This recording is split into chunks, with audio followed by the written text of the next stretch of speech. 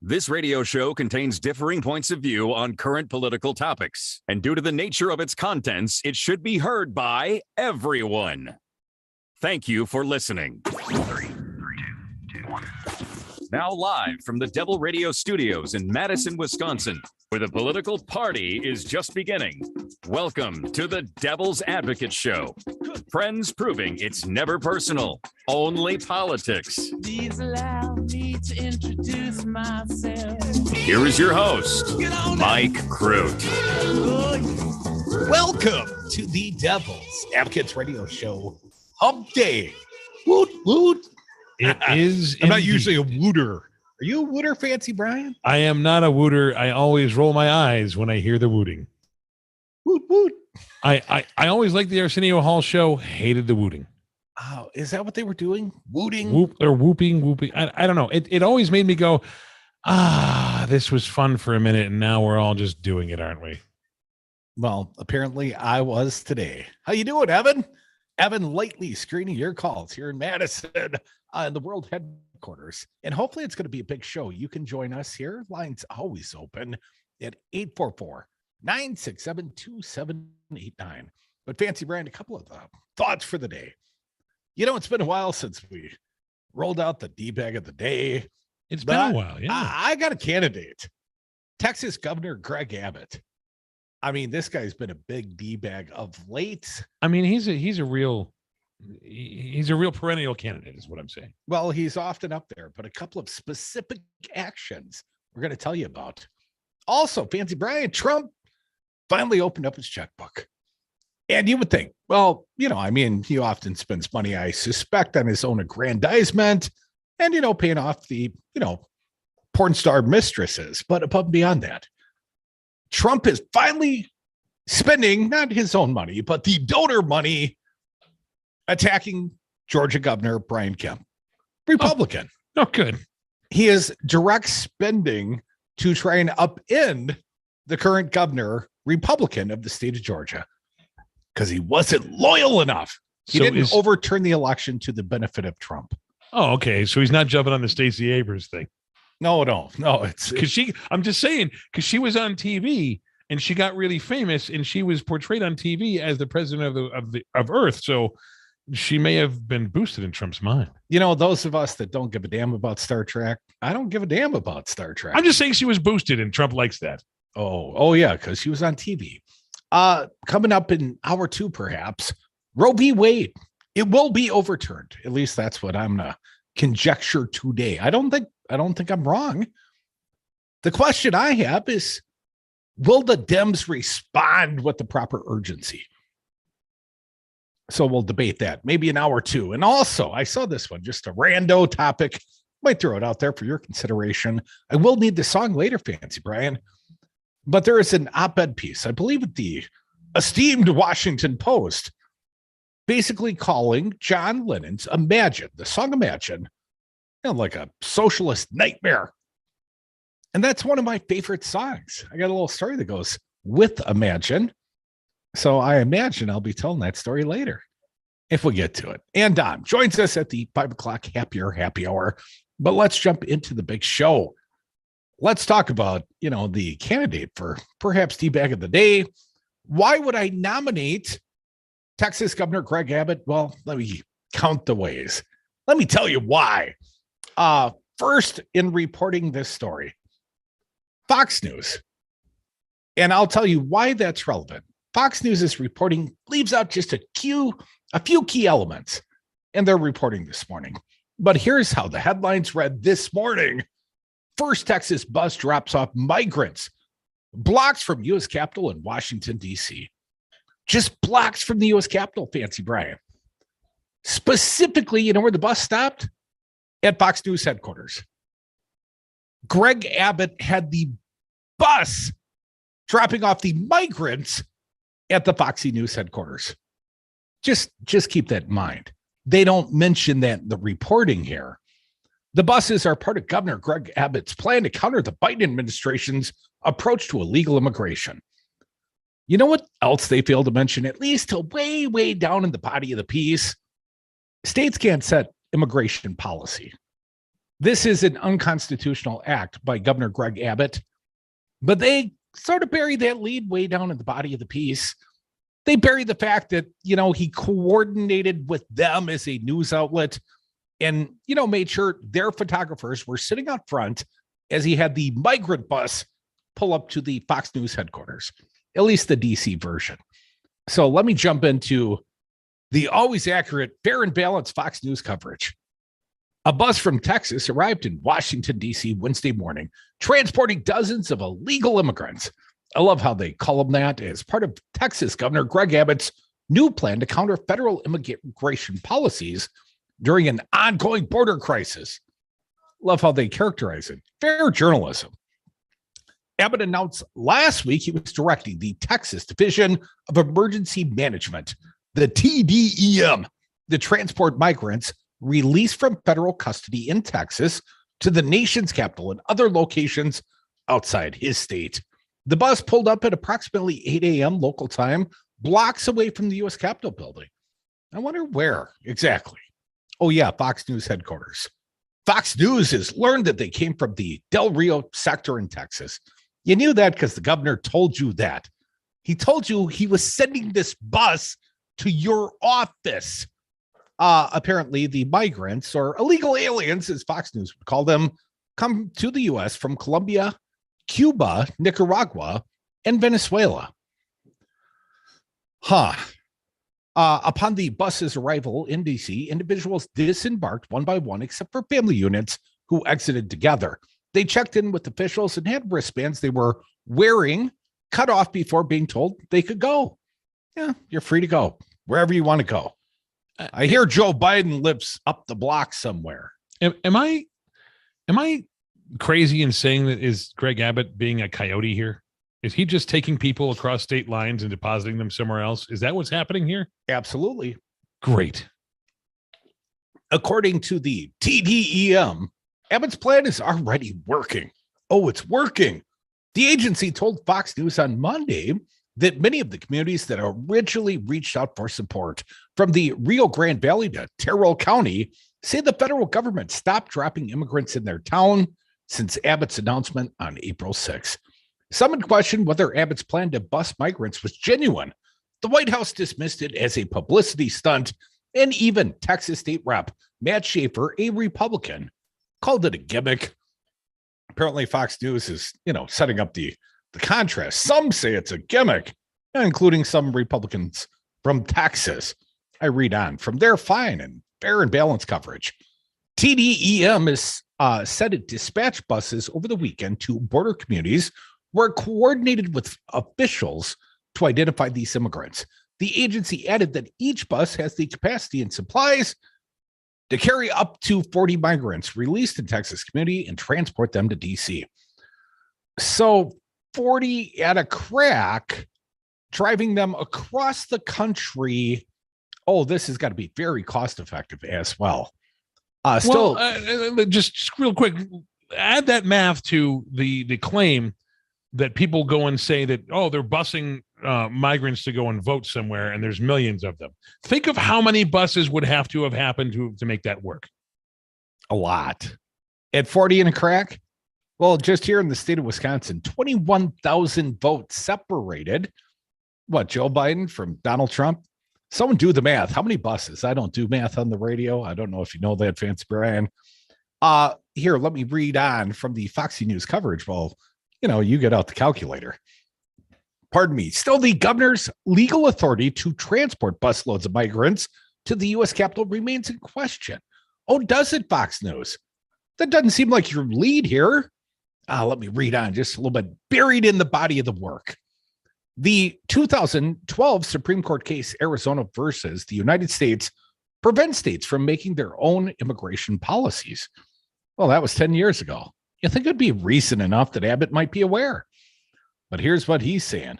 Abbott insists that the federal government is failing to adequately address this situation.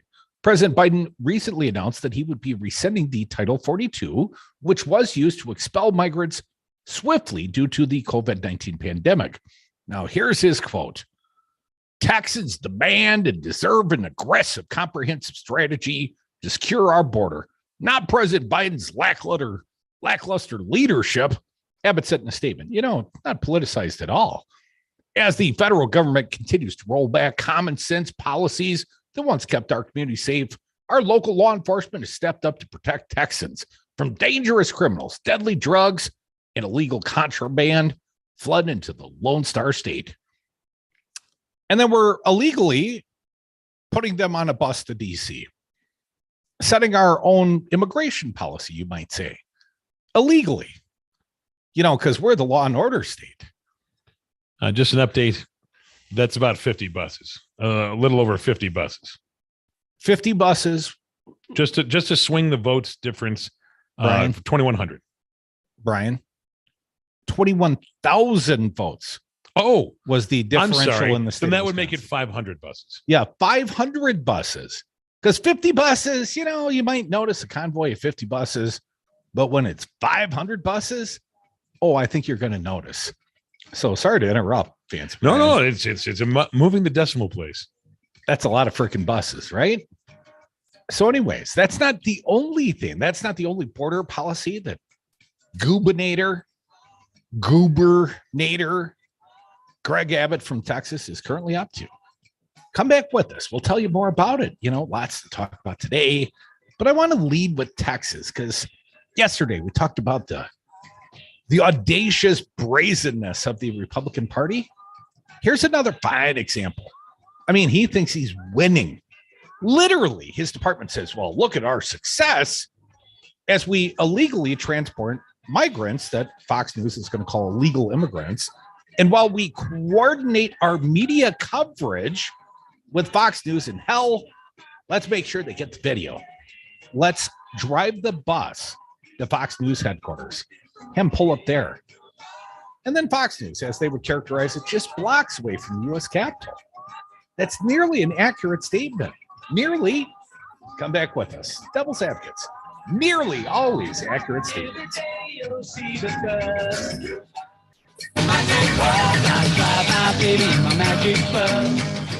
Wile E. Coyote, super genius. I must have put a decimal point in the wrong place or something. I always do that. I always mess up some mundane detail.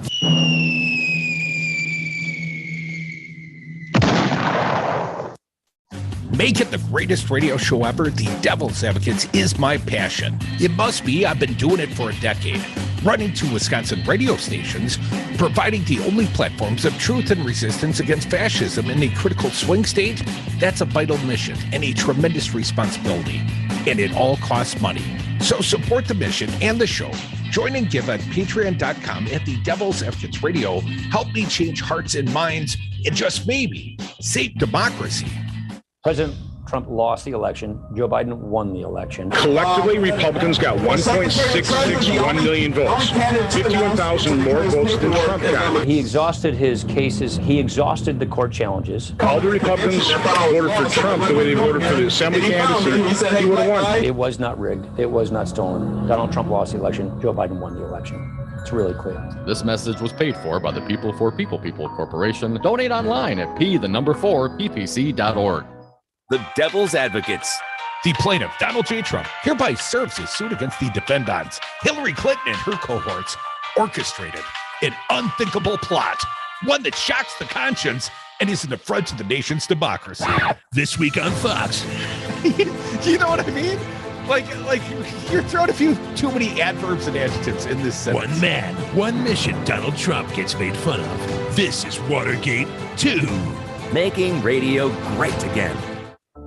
Treat yourself to some Wisco Home Goods natural lotions or sugar scrub in 2022. I'm Don, one of the owners of this family-owned Midwestern business in Madison, Wisconsin. Our natural hand soaps, lotions, and sugar scrubs offer you the luxury you deserve. Wisco Home Goods self-care products come in a variety of scents you're sure to love. So go on, add a little pampering to your daily routine. Order at wiscohomegoods.com. Natural, healthy, nourishing self-care and more at wiscohomegoods.com.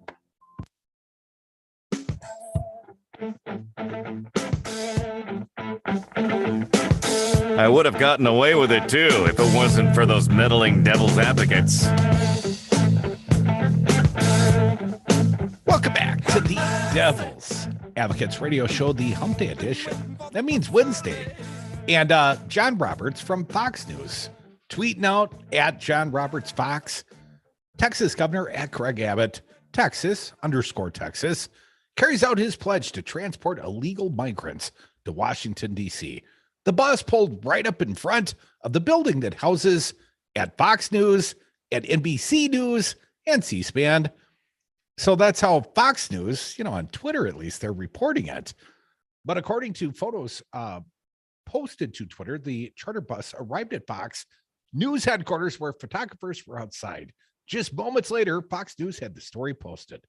So the story I read was basically pre-written, awaiting the arrival of the busload of immigrants at Fox News headquarters, at least the DC bureau.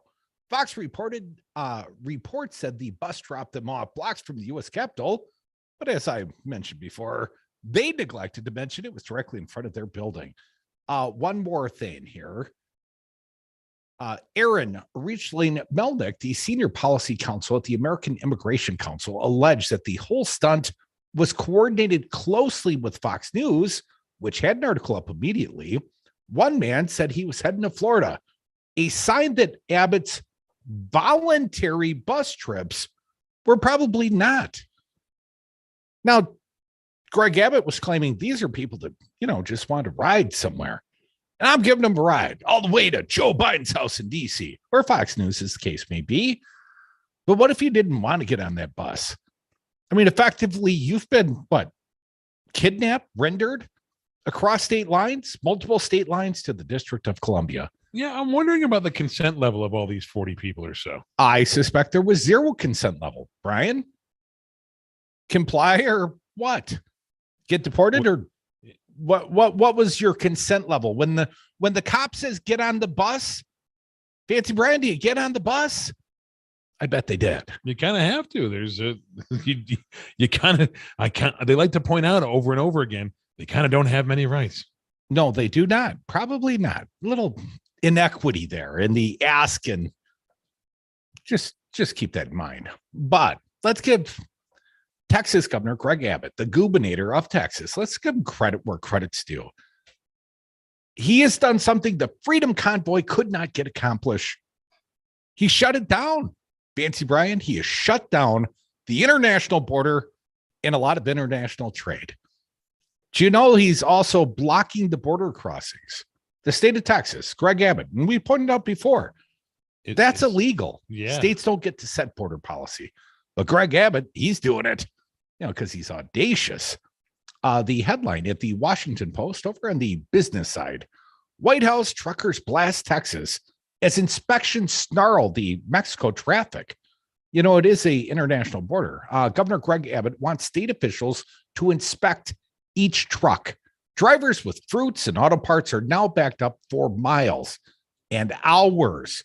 The White House, U.S. Customs and Border Protection, the Mexican government, and trucking groups said Wednesday that a new policy by Texas Governor Greg Abbott was creating a multi-mile backup of commercial vehicles carrying perishable fruits, vegetables, and other products. So if you can't get your avocados or your strawberries, thank the gubernator, Greg Abbott from Texas. And that'll be coming to you in the form of higher prices at the grocery store. So look forward to that inflation caused by a Republican. Just pointing that out. Let me read on. The policy forces trucks to submit to a state inspection after a federal inspection once they cross the border from Mexico. It quickly escalated into an international incident, with the Mexican government seeking help from the U.S. State Department and the White House blasting the Texas governor. There are also growing complaints about truckers stuck in their cabs for more than 30 hours without access to food, water, or places to bathe in temperatures that have breached 100 degrees. Those people are stuck there. The workers, the drivers, they're stuck in a second Texas checkpoint. Beyond the fact they've already gone through a federal inspection, they're going through a second inspection, sometimes waiting 30 hours to do so. The delays have raised concerns that a U.S. economy already experiencing inflation and supply shortages could face an entirely new set of problems, potentially driving up prices on certain products and making other items even more scarce. Freight operators are panicking about the ramification of the delays, as much of the United States produce this time of year is imported from Mexico. Got some fresh fruit back there. Might be the last I have for a while. Abbott said last week that the enhanced safety inspections of all commercial vehicles were necessary because federal officials were not stopping drugs and criminals from entering the United States. He referenced the White House plan to lift Title 42 border controls that the Trump administration put in place starting in March of 2020 that was originally described as an emergency safeguard to prevent the spread of infection inside detention cells, border stations, and other crowded settings. Now, as an aside, U.S. senatorial candidate Mandela Barnes, right here from the great state of Wisconsin, he currently opposes this Biden policy and has come out and publicly said as much this week. And I would point out, maybe there could be a better plan in place before Biden rolls this back. I mean, the guy's got enough problems. But Texas Governor Greg Abbott, he is creating problems, not just for Joe Biden, but for the entire nation and the international community. A little bit more here. The policy, which remained in effect during Biden's first term, allowed federal authorities to bypass normal immigration screening procedures and rapidly expel border crossers without affording them a chance to seek humanitarian protection under U.S. law. They are entitled to that. Now, trucking officials say little is entering the country at all. John S. Peraza, president of the Texas Trucking Association, said this. This isn't a regional issue or that city of Laredo is not getting their produce at the grocery stores. We're seeing delays that will be felt across the country. There are half a dozen divisions of trucking affected. There's the refrigerated segment of trucking, the household goods, forestry, fuel tankers, commodity for trade goods. This is about General Motors, Ford, and everything coming out of Mexico, our trade partner. All being blocked by Texas Governor Greg Abbott. Come back, because he's audacious. The stars at night are big and bright. Papa's got a friend. D-bag.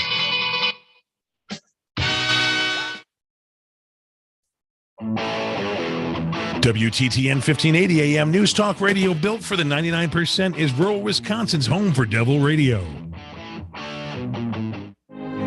I'm sick and tired of the pro-choice versus pro-life argument. It's past time we get honest with each other. Pro-choice or forced birth. That's what we will have if we take away the ability of women to make choices for their own bodies, their own futures. Send me to the U.S. Senate and I will vote to codify Roe v. Wade. I will vote for the autonomy of women. You can find my position on all the issues at PekarskiForWisconsin.com and follow the campaign on Facebook and Twitter.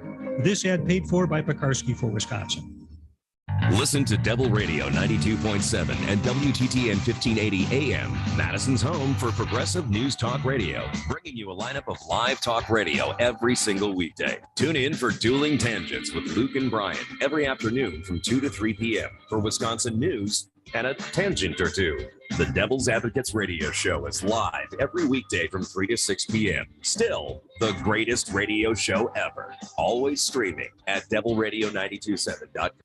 Coronavirus update. I'm Ed Donahue with an AP News Minute. Stocks finished higher. The Dow up 344 points. Public transit riders will have to wear masks for at least another 15 days. The nationwide requirement for public transit was due to expire next Monday, but amid an uptick in COVID-19 cases, the CDC is extending it until May 3rd, saying that will give it more time to study the subvariant now responsible for the vast majority of U.S. cases.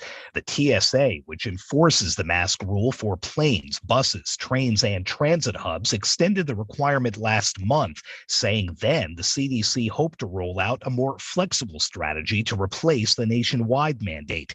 The CDC now says it wants to see whether the increase in cases leads to a rise in hospitalizations, deaths, and other outcomes before announcing a less restrictive policy.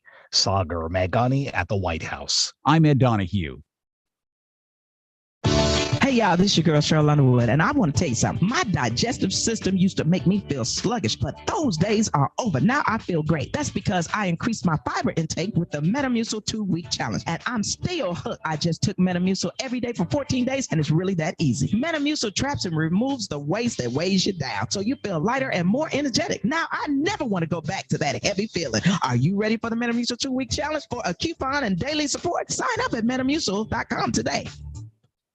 Carrie, can you make sure it is cleaned up? Restaurant Week has Sanjay's tables jam-packed. Somebody please refill the... He needs more servers to keep these new customers coming back. Let's keep these tables turning as fast as possible, okay? Gonna need to hustle. Indeed can help him hire great people fast. I need Indeed.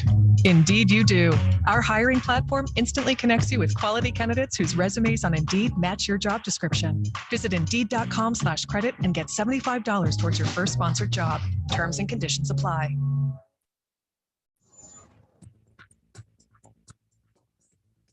For Devil Radio 92.7 FM and WTTN 1580 AM, I'm Luke Mathers with your headlines. Last week, Governor Tony Evers announced nearly every school district in the state of Wisconsin is receiving at least $10,000 per district to expand and improve mental health care services. In all, the Get Kids Ahead initiative is providing $15 million to Wisconsin school districts to address the toll the COVID-19 pandemic has had on students' mental health. The Wisconsin Department of Natural Resources is reporting very high fire danger for 28 counties across mostly western Wisconsin as the state enters wildfire season. The DNR responded to 19 wildfires on Monday that were burning across 120 acres. So far in 2022, the state has already responded to more than 100 wildfires. The Milwaukee Brewers edged out the Baltimore Orioles last night, winning the game 5-4. The Brewers go for the series win this evening against the Orioles before returning to Milwaukee for their home opener tomorrow afternoon. You're listening to Devil Radio 92.7 FM and WTTN 1580 AM.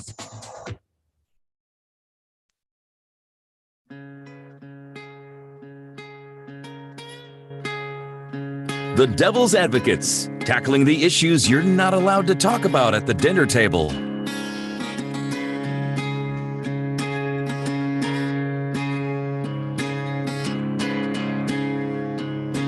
Welcome back to the Devil's Advocates Radio Show, the Hump Day Wednesday edition, talking about the new policies. Texas Governor Greg Abbott sort of taking immigration policy into his own hands. Contrary to the U.S. Supreme Court ruling, but, it's a different court now. Maybe you'll find more support with this new 6-3 conservative majority. But anyways, he's doing it, because that's what Republicans do. They do whatever they feel is necessary to grab your attention. Of course, get the money out of the gullibles' wallets and, maybe make a few headlines, make a few connections down at Foxy News. Because once you get a little power, all you want to do is hold on to it. Because there's, lots of perks come with power. But again, talking about Abbott's sort of unique policies, they've created a second line of interior defense. They've gone to the U.S. border. And after you've passed through a federal inspection checkpoint, the state of Texas is re-inspecting every single commercial vehicle that crosses the border because the feds don't know how to do it, even though it's their job. And the supremacy clause says they get to do it. And the U.S. Supreme Court says the feds get to do it. But Greg Abbott says, no, we're going to do it. And the consequences to the trucking industry and the American economy, well, be damned. Fancy you. I can only assume that he's, screening for structural or electrical engineers and things like that because he needs to desperately fix his power structure, right? Like his crumbling power infrastructure, he might be wanting to get the people who have skills, maybe? I see what you're doing there. It's a grid joke. No, I don't think this is about improving the electrical grid in Texas. Hell, if he's worried about that, he'd get on a plane to Cancun with Ted Cruz. A little bit more here.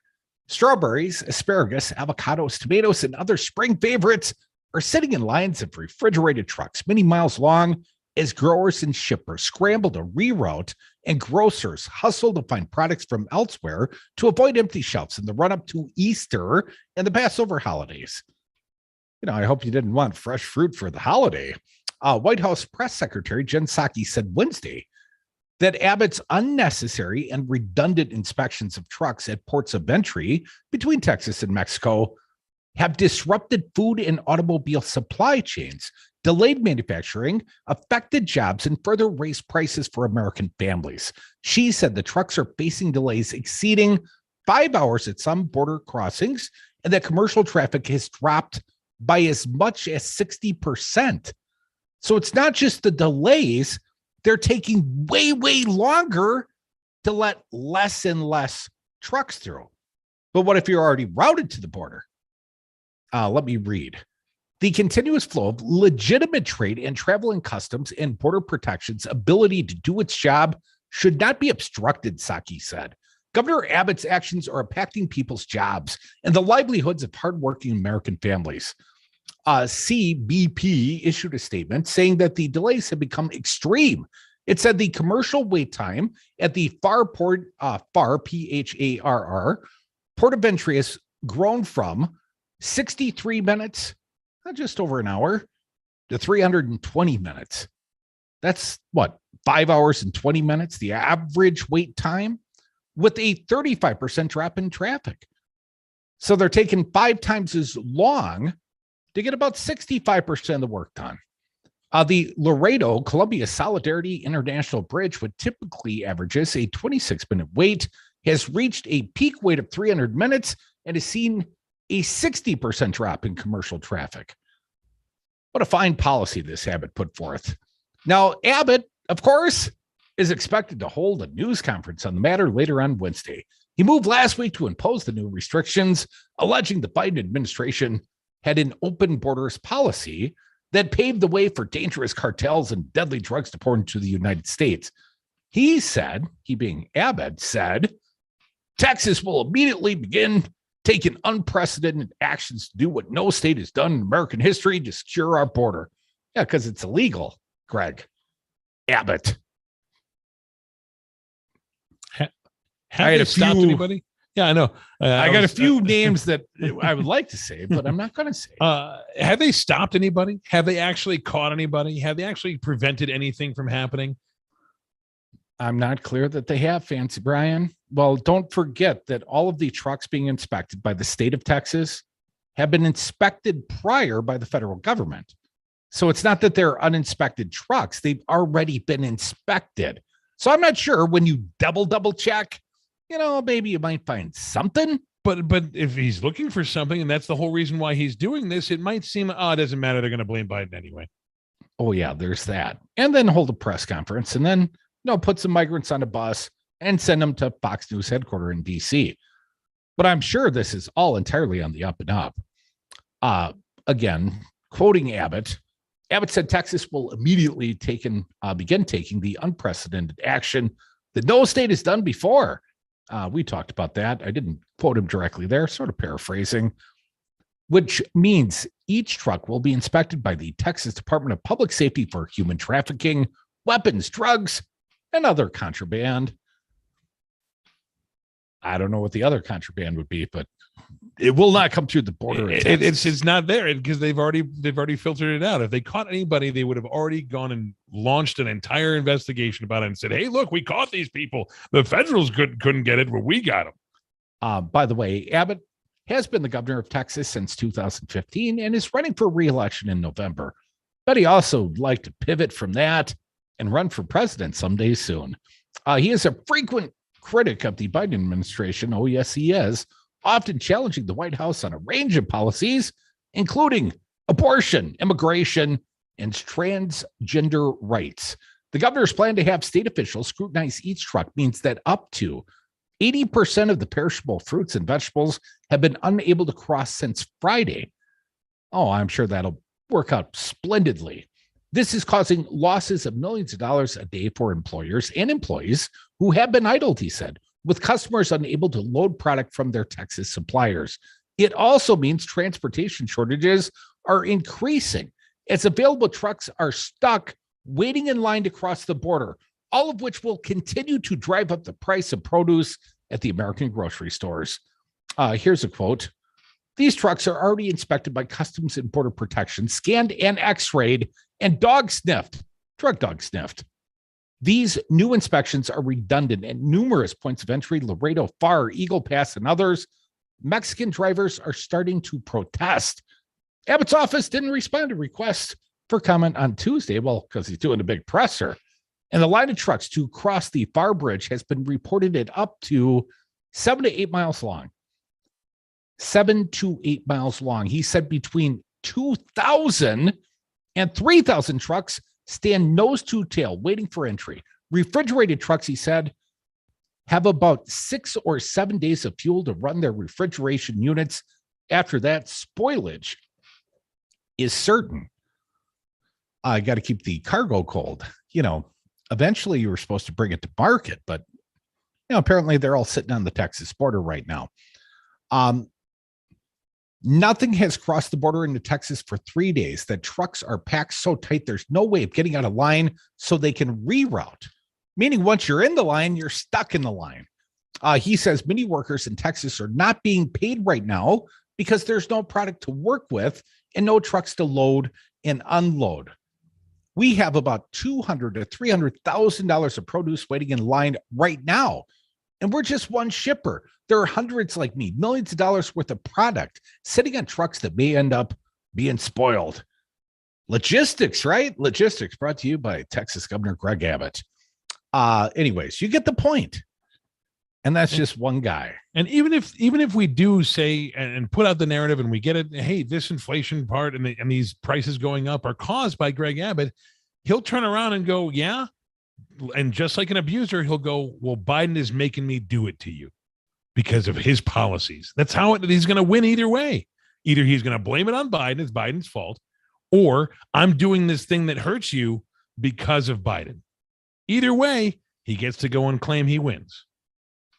844-967-2789. Sometimes we have an abusive relationship with the audience, but mostly that's CJ. Not you, Jack from Merrimack. Welcome. What do you got? Well, it's definitely a triple advantage for Abbott. As was pointed out, he's going to claim, of course, that increases in prices, these are all Biden's fault.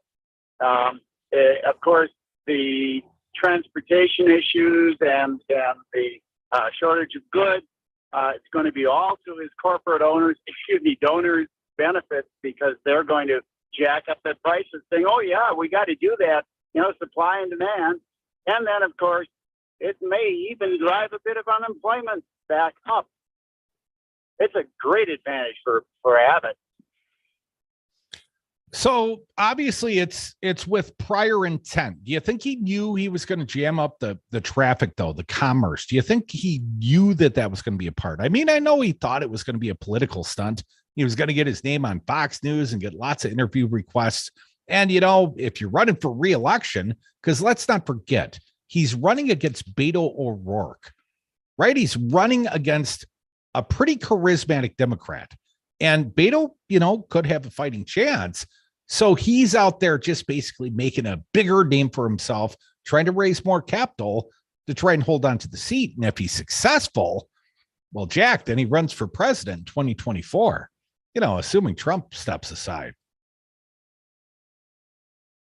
Sounds like a good plan for him, but I really think that part of it, and Tom Hartman also did something on that this morning. I didn't catch all of it, but he's of the opinion that that's the same as mine, which is I really believe that part of it is to drive prices up as much as you can and blame Biden also. Well, I think it's perfectly headed. Yeah, you and Tom may be right on that regard.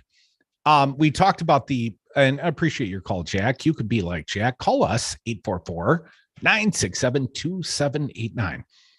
Yesterday on the big program, we talked about Ron DeSantis, and he's another Republican governor trying to go out there and make a name for himself with bad policy choices, extreme policy choices. But Republicans are doing this with prior forethought and intent. First and foremost, it shows how audacious they are. They're going to take it as far as they're able to take it, because ultimately to their base, that makes them seem like fighters. They're strong. These are fighting words. I mean, do you see Greg Abbott taking on that feckless Joe Biden? I mean, he's shipping immigrants to D.C. to Joe Biden's doorstep, or Fox News, as the case may be, and he's jamming up those trucks. Finally, somebody's doing something about immigration. And I would point out to the Biden administration, this rollback, whatever it's called, this Article 42, Section 42. It's not that I agree with any of the Trump policies. I mean, many of them were authored by Stephen Miller, that wannabe Nazi that used to serve in the Trump administration, the bald-looking, angular-faced guy. The guy with the spray head. Yeah, great-looking hair. That guy wrote some of the policies where, the Trump administration would strip the children away from the families. And he would do so, or at least the policy was meant to do so, to what? Shock them. Who wants their kid taken away? Well, it's so shocking to the conscience, to humanity, that, they'll be afraid to come here and bring their kids. Well, those were some of the prior policies. And unfortunately, some of the bad policies of the Trump administration, they've been upheld by the Biden administration. But this one, this emergency, this coronavirus pandemic emergency, this Section 42 or whatever it's called. Well, it's not that I want Biden to continue to uphold unnecessary bad policy, but before you roll it back, before you give the Greg Abbotts of the world, the Ron DeSantis's, the Fox Newses of the world, one more arrow in the quiver to shoot you with, Joe Biden, can you please, for the love of God, have a better policy to, come back with? Something to offer other than what they're going to characterize as an open borders policy. Doesn't matter. They're going to characterize you anyways. But Joe Biden, you better have a response. The Democrats need to have a response. Hour 2, we're going to talk about Roe v. Wade. It's going to get rolled back, and the Democrats, they better feel a sense of urgency. They better not wait for it to happen. You ready for it to happen? Because it's coming. Come back. More Devil's Advocates. Are you ready for it? With or without you, it's coming back. More Devils. Join us. 844-967-2789. You can never go too far. Is a complete lack of respect for the law. You get that every time. Maybe I'll do the same. Reservations at your favorite restaurant. I've been trying to make the juice. You don't want to know why. Thanks so much for waiting. Your table's ready. Getting back to the moments we miss starts with getting informed. Perfect. Thanks. Get the latest info about COVID-19 vaccines at getvaccineanswers.org. It's up to you. Brought to you by the Ad Council. Spruce up your home with soy candles from Wisco Home Goods. I'm Don, one of the owners of this family-owned Midwestern business in Madison, Wisconsin. Our candles are 100% sustainable and come in a variety of unique blends and scents. Did you know our candle jars are also double old-fashioned glasses? That's right, buy a candle and you get a free cocktail glass. Check out our blog at wiscohomegoods.com/blog for more information. That's wiscohomegoods.com/blog. The Devil's Advocates, because freedom. But Don, we've been following a couple of big stories this week. Truck convoy leader has no idea where he is and is driving in circles around I-495. He didn't know precisely where he was going anyways, or where he was at the time. Apparently, he put the convoy back on the road, headed back up north, and he's back in Scranton. So I totally would have protested this tyranny, but damn, the traffic was so bad. Follow the Devil's Advocates on Facebook and Twitter. Hi, folks. This is Kirk Bankstead of the Minocqua Brewing Company, and I'm excited to announce our new beer, AOC IPA.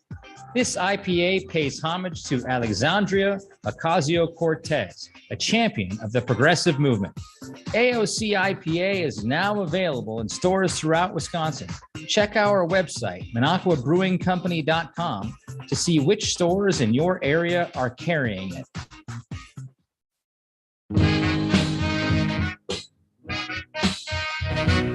The Devil's Advocates, making radio great again.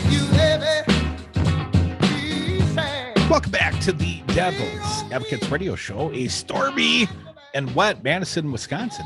Nice weather, other than the rain and the storms, but it's warm at least. It feels spring-like out there. April showers bringing May flowers, I hope. And also, perhaps it'll be your phone calls. 844-967-2789. Last couple of days, featuring a couple of the Republican future hopefuls. Well, we know Donald Trump, he's hopeful he's going to win the presidency and get a get-out-of-jail-free card. But there are other ambitious Republicans. And yesterday, we announced a few of the policies of Ron DeSantis, the governor of Florida. And today we've been featuring the governor of Texas, Greg Abbott. What a swell guy he is. You know, they're not afraid to put forth unconstitutional policy, you know, because that plays very, very well on the right. Well, who's going to stop him? Well, not the insurrectionist army, certainly. But you know who else is out there and would like to find a political home somewhere? Former Vice President Mike Pence. And he's out giving speeches. He's out on the college campuses. In this case, he went to the University of Virginia at Charlottesville. And you guys might remember what happened in Charlottesville again? Oh, yeah, there was the rally, the Unite the Right rally in Charlottesville. And, you know, I was invited down there at the time we were playing out in Charlottesville. And I'm kind of glad I didn't go because a woman was run over and killed, Heather Heyer, I think her name. Well, Mike Pence went to a memorial celebrating Heather Heyer and signed his name there. That's what he did. And then he gave a speech, how to save America from the woke left. Well, how do you save Heather Heyer? What, from the woke left? I don't think it was the woke left that left her dead. On many sides. On many sides. Yeah, what the former president said about the good people on many sides. Well, I can't denounce what happened in Charlottesville because there were such good people. Also, let's not forget, when Joe Biden ran for the presidency, he said he was specifically inspired to run because of what happened in Charlottesville. Well, under that circumstance, the Young Nazis Association, run by Scott Walker, the former gubernator of the state of Wisconsin, well, they're putting Pence out on the road, finding unpopular politicians, you know, and putting them in places where they're not going to be widely accepted because, I mean, no one really, really likes Mike Pence. Flies do. Well, yeah. The right doesn't. Trump doesn't. The Trump supportive don't. I mean, he's a man without a country, quite frankly. But let me jump into this article. Yeah, bye, Felicia. MSNBC reporting this from author Jahan Jones. Pence's comeback tour goes to college and quickly flunks out. I'm going to read a little of this commentary and reporting. Former Vice President Mike Pence has been a politician adrift since he was cast from former President Donald Trump's inner circle for refusing to help overthrow the government in January of 2021. Or as Trump looks at it, disloyalty. These days, the former vice president is a pariah in the mainstream conservative movement Trump leads, leaving him floating from group to group in search of anyone who will accept him. I called his old buddy Scott Walker. Hey, Scott, can you give me a paid speaking gig? You know, trying to sell a book and promote the concept that I'm a viable presidential candidate. And on Tuesday, he found refuge in a bunch of college kids who asked him to deliver a speech at the University of Virginia in Charlottesville. Pence took to his surroundings pretty quickly and did everything one would expect of a first-year student. He adopted the slang that made him sound foolish. He straight up lied, and he overstated his past experience to make himself look cool. Pence's speech was reportedly billed as How to Save America from the Woke Left. That's a rather silly title, given it was conservatives, not liberals, who called for Pence to be lynched during the January 6th riot for refusing to comply with their political demands. Nonetheless, Pence leaned hard on the word woke and the so-called wokeism throughout his speech, continuing Republican strategy of trying to poison slang popularized by the young black people today, by young black people. Today, the word is basically a conservative dog whistle for black stuff. But hearing Pence use it still gave off a cringeworthy old man talking to high schoolers vibe. Well, let's share with you, our fair audience. We've got just a few minutes left in this hour. Let's go to the sound. I won't give you much, but here's a little broccoli. Mike Pence at the University of Virginia, cut one. Closer to home, we appointed some 300 conservatives to our federal courts, including Justice Neil Gorsuch, Justice Brett Kavanaugh, and Indiana's Justice Amy Coney Barrett.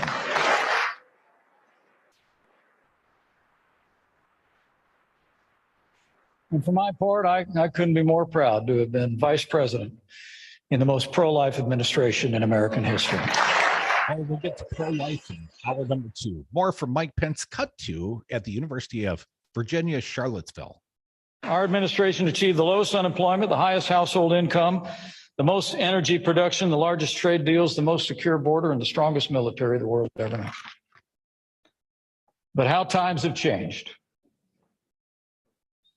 In 1 year, the Biden-Harris administration has unleashed a tidal wave of left-wing policies that threaten to wipe out all the progress that we made in 4 short years.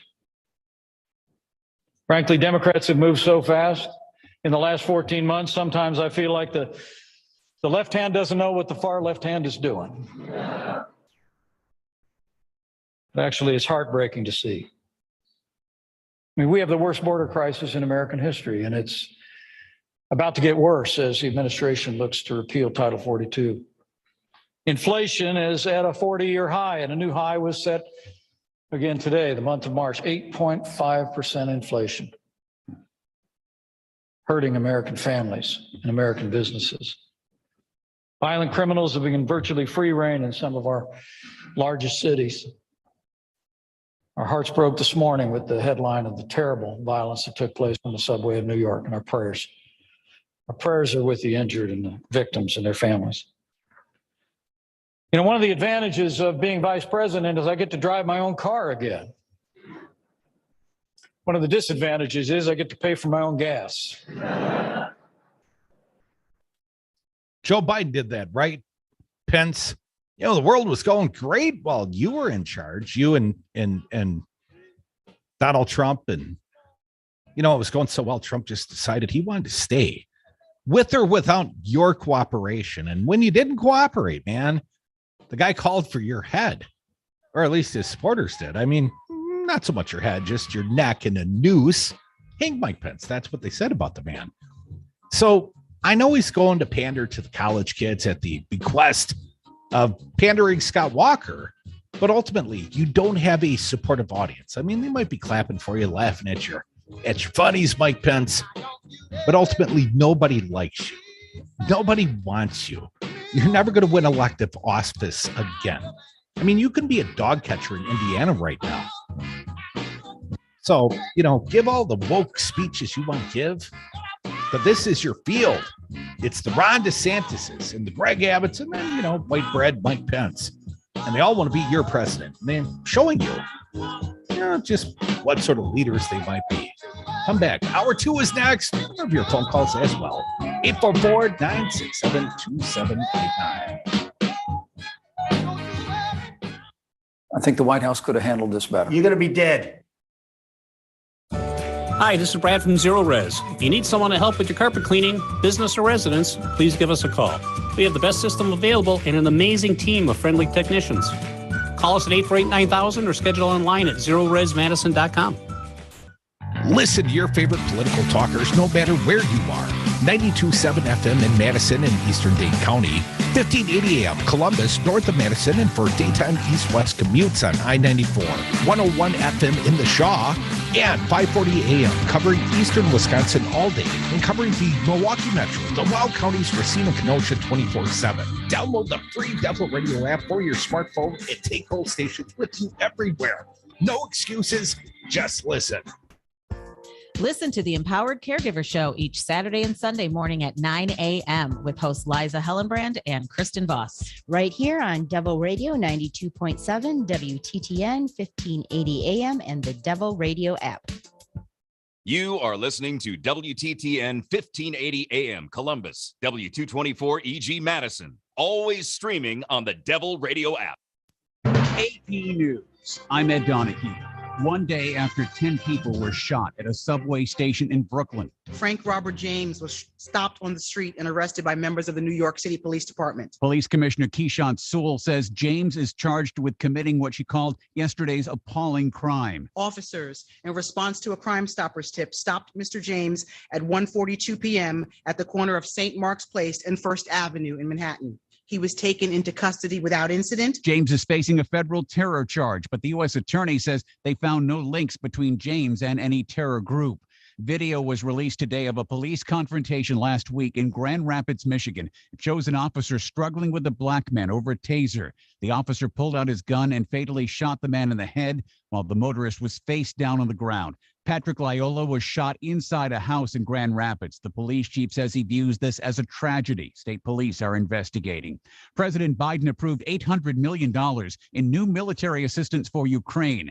John Kirby at the Pentagon says it includes artillery and helicopters to bolster defenses. It's the first time that we've provided these 155 howitzers and the associated rounds that'll go with them. And again, that's reflective of the kind of fighting that that the Ukrainians are expecting to be faced with here in this little bit more confined geographic area. Texas Governor Greg Abbott defied mounting pressure to end truck inspections that have gridlocked the U.S.-Mexico border for days, backing up cargo for miles and spoiling produce shipments, saying he would not repeal his new policy at all bridges until there are more assurances of security.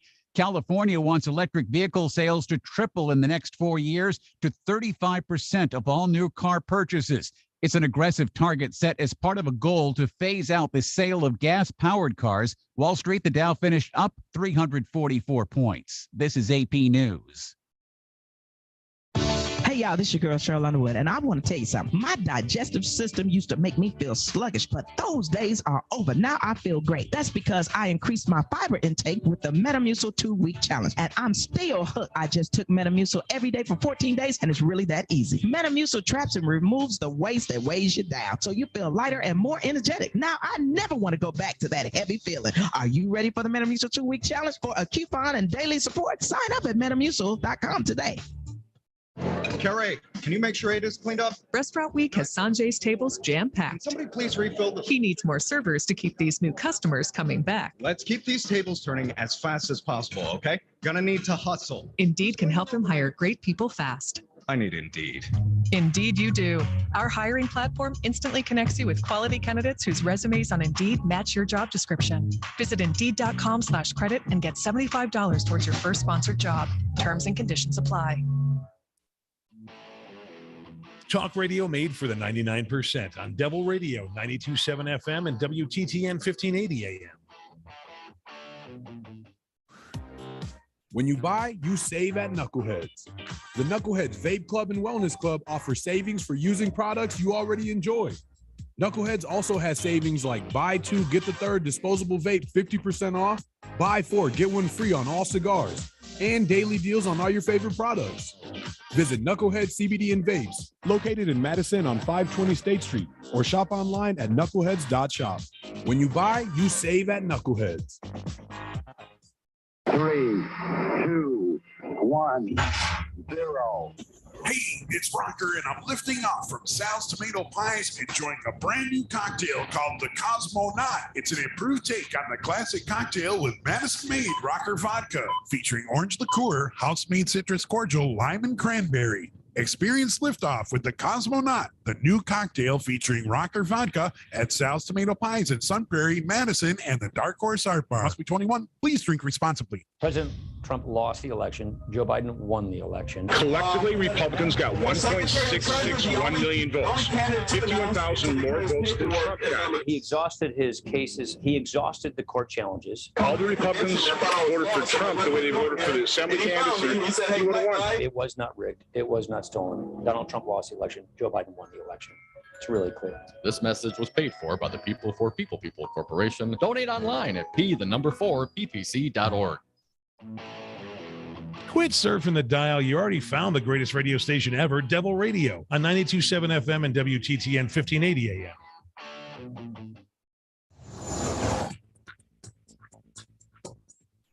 For Devil Radio 92.7 FM and WTTN 1580 AM, I'm Luke Mathers with your headlines. The Wisconsin Supreme Court will hear oral arguments today in the legal case that surrounds absentee ballot procedures, with the state's August primary and November general elections only months away. According to the Wisconsin Elections Commission, 66 of the state's 72 counties utilized absentee ballot drop boxes in 2020, and 2 million Wisconsin voters voted absentee in that election, shattering previous records. Earlier this year, the Wisconsin Supreme Court allowed absentee ballot drop boxes in the February primary, but then reversed course and barred them from the April general election. Disability Rights Wisconsin is appealing a lower court ruling from a Waukesha County judge. Scattered thunderstorms throughout the morning with a warm start to the day, but considerable cooling as the day goes on. 80% chance for rain and a high of 65 degrees early today. Rain expected to continue into the evening with cloudy skies and an overnight low of 31 degrees. You're listening to Devil Radio 92.7 FM and WTTN 1580 AM.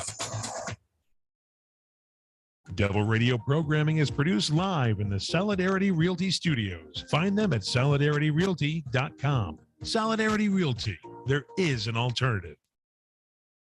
Warning, you are about to listen to the greatest radio show ever. And due to contractual obligations and to shield our airwaves and corporate licensees from any semblance of liability, responsibility, and gullibility, we must tell you the views represented on this show are not necessarily those of this station or its management.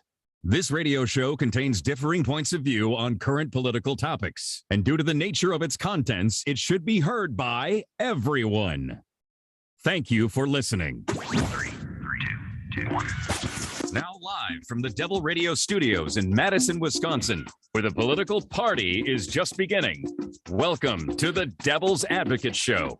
Friends proving it's never personal, only politics. Please allow me to introduce myself.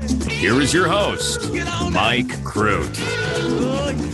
Welcome back. Hour 2 of the Hump Day edition of the Devil's Advocates Radio Show. You know, you're listening right now. You can always be a part. 844-967-2789. I got my pal Evan here in Madison at the Devil Radio World HQ. They'll be lightly screening your calls, but you better dial. This is the hour to do so. And Fancy Brian, I want to come back and I want to tell a little story about what will happen before the Supreme Court, the overturning of Roe v. Wade. And I know I come off as a little bit of a bubble burster here. Why are you predicting such bad things, Trudy? Because it's going to happen. And I've got a little article here at the Washington Post. Paul Waldman, the columnist. Now, nothing will stop the Supreme Court from overturning Roe v. Wade. Yeah, it's coming down the pike, folks. It's coming quick. When the history of how American women lost their reproductive rights is written, the bill signing that took place in Oklahoma City on Tuesday should be acknowledged as the key moment when the shrinking window of possibility that the Supreme Court might hold back from overturning Roe v. Wade essentially closed forever. The occasion was Governor Kevin Stitt, rhymes with Stitt, signing a bill outlawing almost all abortions in the state, a move that is blatantly unconstitutional, as it would be for the state to make it illegal to practice Judaism or criticize the president. Why is this one bill in this one state so meaningful? Because it makes the death of Roe almost inevitable, and because it highlights Democrats' impotence in the face of an assault on women's fundamental rights. Sometime soon, the court will issue its ruling in Dobbs v. Jackson Women's Health Organization, a case that concerns Mississippi's ban on most abortions after the 15th week of pregnancy.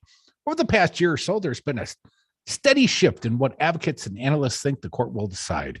At first, many believed that justices would find some clever way to undermine abortion rights without issuing a ruling explicitly overturning Roe. I've heard that described as a death by 1,000 cuts.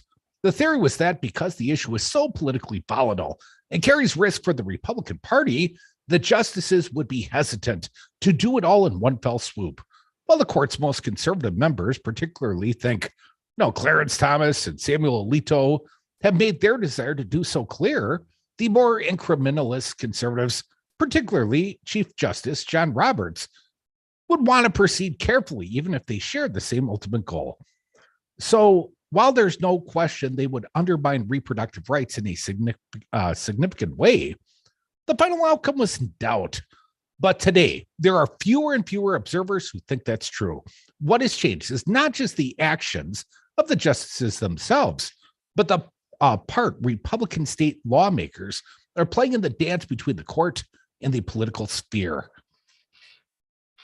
Oklahoma and other states have outright bans in the pipeline have essentially forced the court's hand. As Scott Lemieux points out, stopping short of overturning Roe only works if Republican-controlled legislators were willing to play along. Oklahoma's ban will be challenged, and sooner or later the court will have to rule on it or another state ban like it. Faced with upholding or striking down a near total ban such as Oklahoma's, the court can't take half steps. The justices can't find refuge in debating the number of weeks into a pregnancy restrictions might be allowed, or whether some hoop state make women jump through are acceptable and others aren't. They'll have to decide on the fundamental question: And here's the fundamental question. Either women have the right to abortions or they don't. And the court's conservative majority clearly thinks they don't. This demonstrates that when we say the Supreme Court is political, we don't just mean the justices themselves have political agendas. We also mean that the court and its rulings exist in a political context and can be influenced and shaped by other political actors. And right now, Republicans across the country are emboldened. I've been pointing that out to you, fine listeners, for the last couple of days. They're not waiting for the Supreme Court to give them what they want. They're going to force it to do so. Unfortunately, at the moment, there isn't much reason to think Democrats' response will be anything but weak and ineffectual. Well, that's not Crudy saying that. That's Paul Waldman, but I'm reading the words. In blue states, Democrats are passing laws to enhance and secure abortion access. But although national Democrats could make the assault on women's rights a mobilizing issue for the midterm elections, they seem reluctant to do so. Instead, they're spending their time debating on how to best focus on kitchen table issues and politely ask Republicans not to hit them too hard. Meanwhile, Republicans know that even in the face of the Supreme Court's ongoing assault on fundamental rights, only their side seems to care much about the future of the court. So Senate Minority Leader Mitch McConnell can make it clear that Republicans will never again allow a Democratic president to fill a Supreme Court vacancy. And barely anyone takes notice, as if, hey, that's just politics. That's why my great fear, according to Waldman, is that the court will overturn Roe this summer, consigning tens of millions of American women unfortunate enough to live in red states to a grim future. And Democrats will issue some stern press releases about it. Then after a day or two, go back to saying how they care about gas prices too. Then they'll be obliterated in the midterms, lose the House and the Senate, and tell themselves it was all the left's fault. That's by no means a certainty, according to Paul Waldman. It's possible that when the demise of Roe is not a future possibility, but something that has actually happened, Democrats will feel the appropriate anger and rise up in response. It sometimes takes that kind of shock to produce a real mobilization. But make no mistake, once Roe is gone, conservatives aren't just going to declare victory and stop working. They're coming for birth control next. When that happens, will Democrats finally act like it's the emergency it is? I wish I could say I knew. Those are the words of Paul Waldman. And it is a concern shared by yours truly. Are the Democrats waiting for this to happen before they start bringing attention to this issue? I mean, I'm not sure what the clear method or message of the Democratic Party is right now. But hell, this would be a big one and an important one to point out, especially to your own constituents. I mean, Republicans have shown us they don't give a damn about women's reproductive rights, except constraining them and dictating them to them. This is what happens when a political football becomes an actual football and it becomes real. And it's not just something you're throwing back and forth to yell at each other about. This is when the rubber hits the road here. But are the Democrats prepared for that day? I'm not seeing any indication that they are. I don't hear a lot of urgency on the topic. I don't hear political leaders bringing up, hey, this is about to come down the pike, and it's going to be devastating because what has been, enshrined as a right constitutionally under Roe v. Wade is going to flip on a dime. And if you would live in a state like the state of Wisconsin, abortion will be illegal. What I keep hearing is basically I support women's reproductive rights in a tone that basically means that no one's ever going to overturn that, and basically also gets you to stop talking about abortion in general and move on to other things, because Democrats don't actually want to talk about the specifics of abortion. Well, I got to give our pal, Peter Pekarsky, a little bit of credit. He is a U.S. senatorial candidate in the state of Wisconsin. And, he says in his campaign ads, and they are playing out here on Devil Radio, so I hear them, but he says effectively, they're the pro-birth party. There's no pro-life about this position. They're the pro-birth party. So are you part of the pro-birth party or the pro-choice party? And I'm asking you, Democrats, broadly, widely, And is it an important enough issue to rise up in the streets and act like this is a big freaking deal? Because it's a BFD, as far as I'm concerned. And I would hope that many would share my opinion. But, it's just me talking into a microphone here. 844-967-2789. Your calls are now. Jake from Milwaukee, welcome back.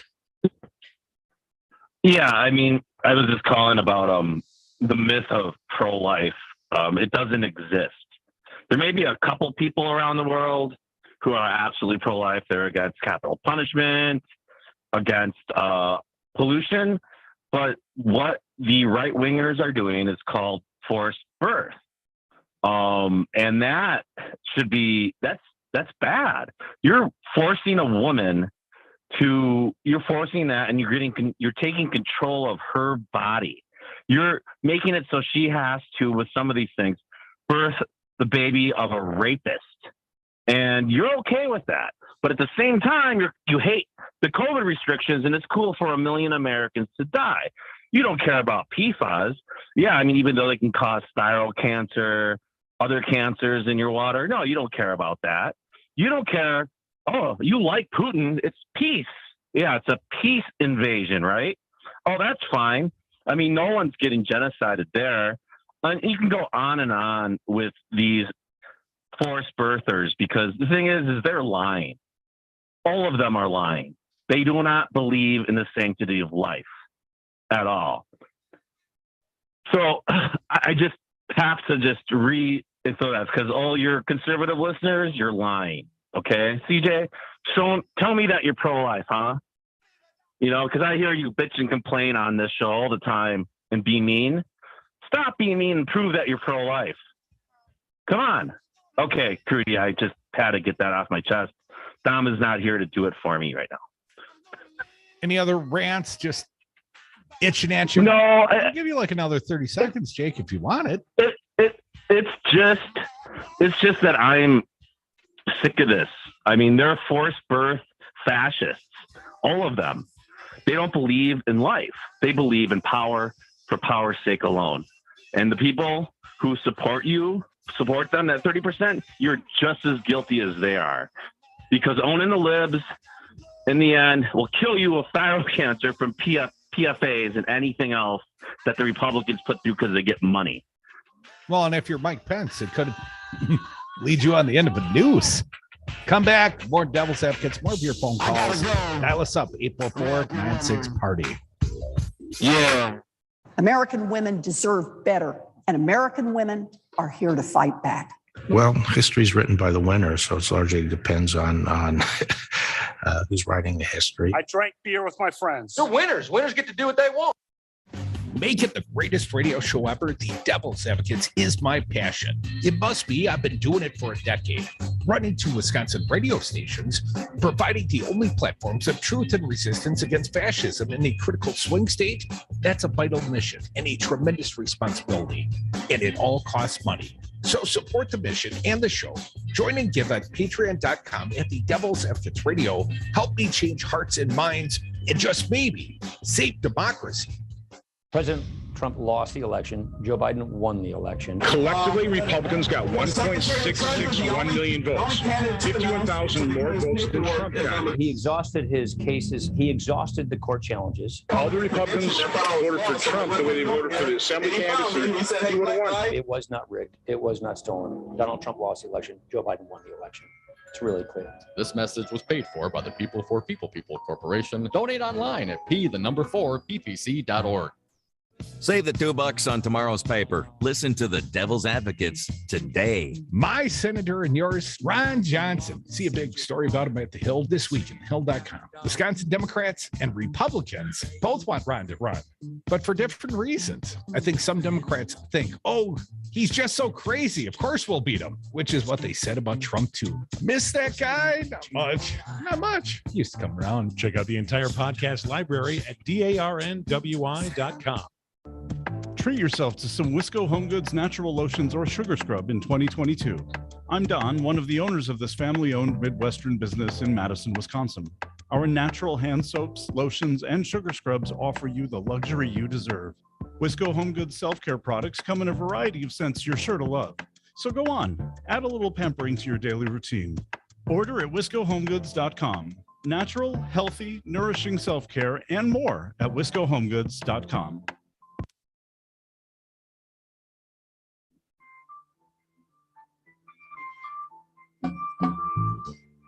When they go low, we get high. The Devil's Advocates.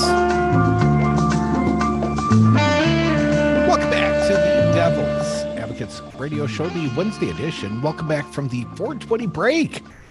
And the next time I'm live out in the community will be on 420, sort of a green letter day on my calendar. I circle it each year. April 20th, I will be at Knuckleheads on State Street in Madison, right about 420. I'm not exactly sure how I'm going to pull it off, but I'm going to pull it off. I'm going to be broadcasting from my tailgate if necessary, but I'll be on State Street. I'll be celebrating with you if you come see me down there. And also, Fancy Brand, about 1 month after that, May 17th, that's a Tuesday, going to Hawks. Don't know what we're calling this summer. It will be the Summer of Love 2.0 Electric Boogaloo or some variant thereof. But here's what I can tell you. May 17th, basically, is our third birthday as a radio station right here in Madison, Wisconsin. 3 years back on the Madison airwaves on 92.7 FM Devil Radio. And we're going to do some celebrating. And I hope to see you all there at the Jade Monkey, that funky monkey on the east side, Cottage Grove Road. We will be partying our asses off in deference to our third birthday as a broadcast outfit in Madison. Yeah, Devil's Advocate's been doing it 10, but the radio station here in Madison, we're back on the air for 3 years. And anyways, pretty proud of that and looking forward to the big party. So join us there. Join us on the airwaves at 844-967-2789. I'm going there in just a moment. I do want to acknowledge Cavalier Johnson, the brand new mayor of Milwaukee. He was sworn in today. Today was his inauguration day, something of a historic day for the city of Milwaukee. The first African-American mayor ever elected there, and the first millennial, Chevy Cavalier Johnson, just 35 years old. So anyways, congratulations to him. Big day for Milwaukee. Big day for the Devil's Advocates when you call 844-96-PARTY. Welcome back to my pal, Susie from Lodi. How you doing, Susie? Hey, Mike. It's good to hear from you. I want you to know I stopped with the Jade Monkey just the other day and told him the devil sent me. Nice. And so, yeah. So I don't know if I'll make your parties. My like kind of day to day. Lie to me. Lie to me, Susie. Just tell me you're going to be at the party. You know, I'll definitely be listening. Well, I hope you do. And I hope you join us because it's always a good time when we go in the public. May 17th. But anyway, Susie, your political thoughts. Oh, well, boy.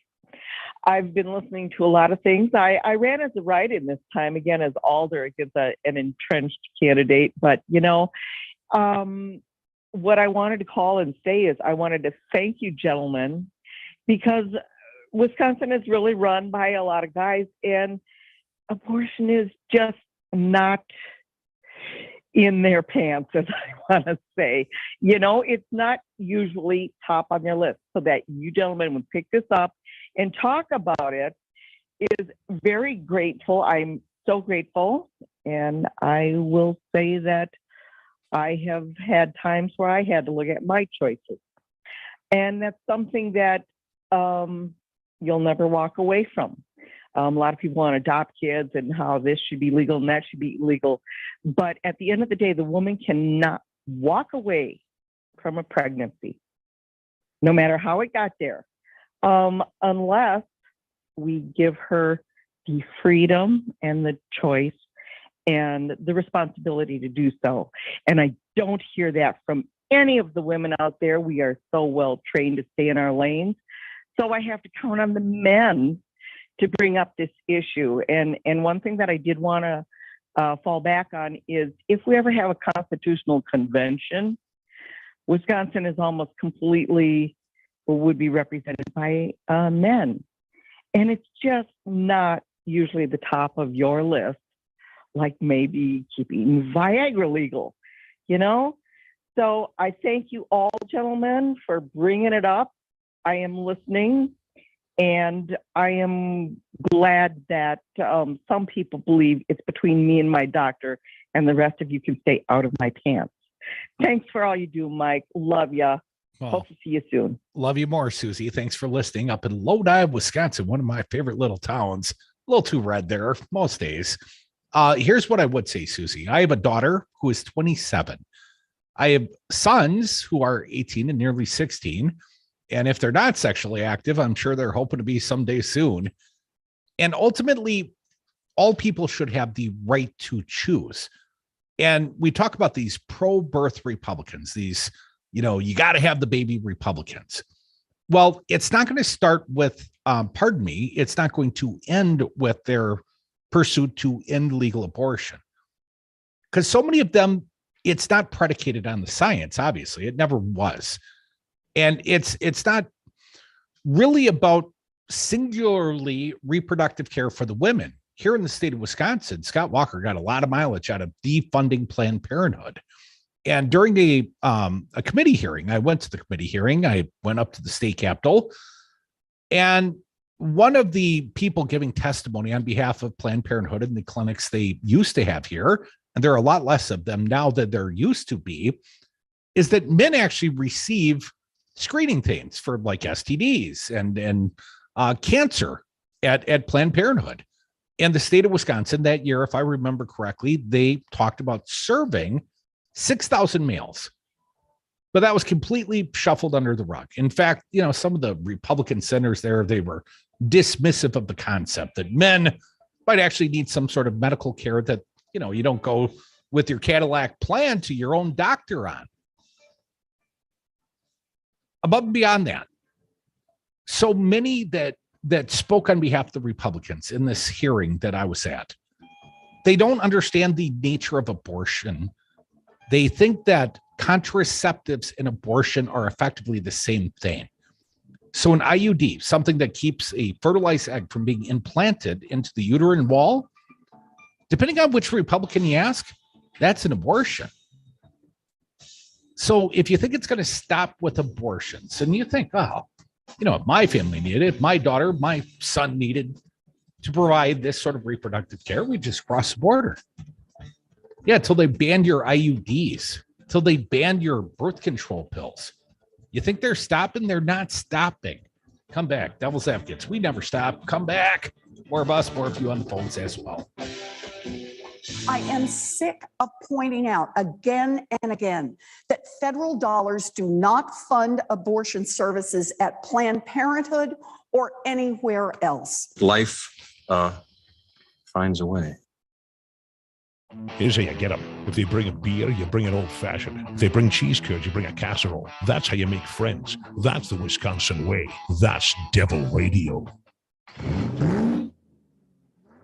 This is Pat Slattery of Slattery's Automotive Service in Verona. Established in 1973, I've been servicing and repairing cars in the Madison community for nearly 50 years. You can trust me to tell you what your car really needs and fix it right the first time.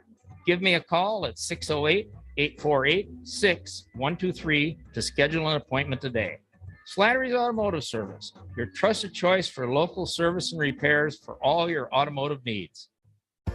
Listen to the Empowered Caregiver Show each Saturday and Sunday morning at 9 a.m. with hosts Liza Hellenbrand and Kristen Voss. Right here on Devil Radio 92.7, WTTN 1580 AM, and the Devil Radio app. Hi, this is Brad from Zero Res. If you need someone to help with your carpet cleaning, business or residence, please give us a call. We have the best system available and an amazing team of friendly technicians. Call us at 848-9000 or schedule online at zeroresmadison.com. Subway shooting. I'm Tim McGuire with an AP News Minute. A little more than a day after a gunman fired 33 shots inside a New York City subway car, police have arrested a suspect. Commissioner Keishant Sewell on the search for 62-year-old Frank James. We used every resource at our disposal to gather and process significant evidence that directly links Mr. James to the shooting. We were able to shrink his world quickly. There was nowhere left for him to run. James is charged with a federal terrorism offense. 10 people were wounded, 5 in critical condition. Some 20 other people were injured in the panic inside the car and the Brooklyn subway station. President Biden okays another $800 million in arms for Ukraine. Pentagon spokesman John Kirby. Some of them are reinforcing capabilities that we have already been providing Ukraine, and some of them are new capabilities that we have not provided to Ukraine. The shipments will include artillery and helicopters. I'm Tim McGuire. Hey, y'all, this is your girl, Cheryl Underwood, and I want to tell you something. My digestive system used to make me feel sluggish, but those days are over. Now I feel great. That's because I increased my fiber intake with the Metamucil 2-week challenge, and I'm still hooked. I just took Metamucil every day for 14 days, and it's really that easy. Metamucil traps and removes the waste that weighs you down, so you feel lighter and more energetic. Now I never want to go back to that heavy feeling. Are you ready for the Metamucil 2-week challenge? For a coupon and daily support, sign up at Metamucil.com today. Carrie, can you make sure 8 is cleaned up? Restaurant Week has Sanjay's tables jam-packed. Somebody please refill the... He needs more servers to keep these new customers coming back. Let's keep these tables turning as fast as possible, okay? Gonna need to hustle. Indeed can help him hire great people fast. I need Indeed. Indeed you do. Our hiring platform instantly connects you with quality candidates whose resumes on Indeed match your job description. Visit Indeed.com/credit and get $75 towards your first sponsored job. Terms and conditions apply.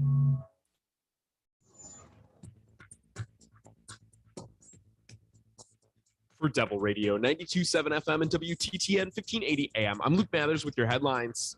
This month, the Dane County Sheriff's Office began medication assistance treatment, which provides inmates within the county facility prescribed medication that aims to wean them off opioids with the goal of treating their addiction. Dane County Sheriff Calvin Barrett noted that opioid-involved crime is one of the leading causes of incarceration in the country, and addressing addiction will reduce recidivism, which is the ultimate goal. The owner of the office building on West Wilson Street in downtown Madison that is also home to Paisan's Restaurant submitted notice last week that he plans to apply to tear down the 12-story building. Over the past few months, the building has had to close down twice because of structural concerns. 2 people were arrested by Monona police yesterday afternoon after shots were fired from one vehicle to another on the Beltline near Stoughton Road. No injuries were reported. You're listening to Devil Radio 92.7 FM and WTTN 1580 AM.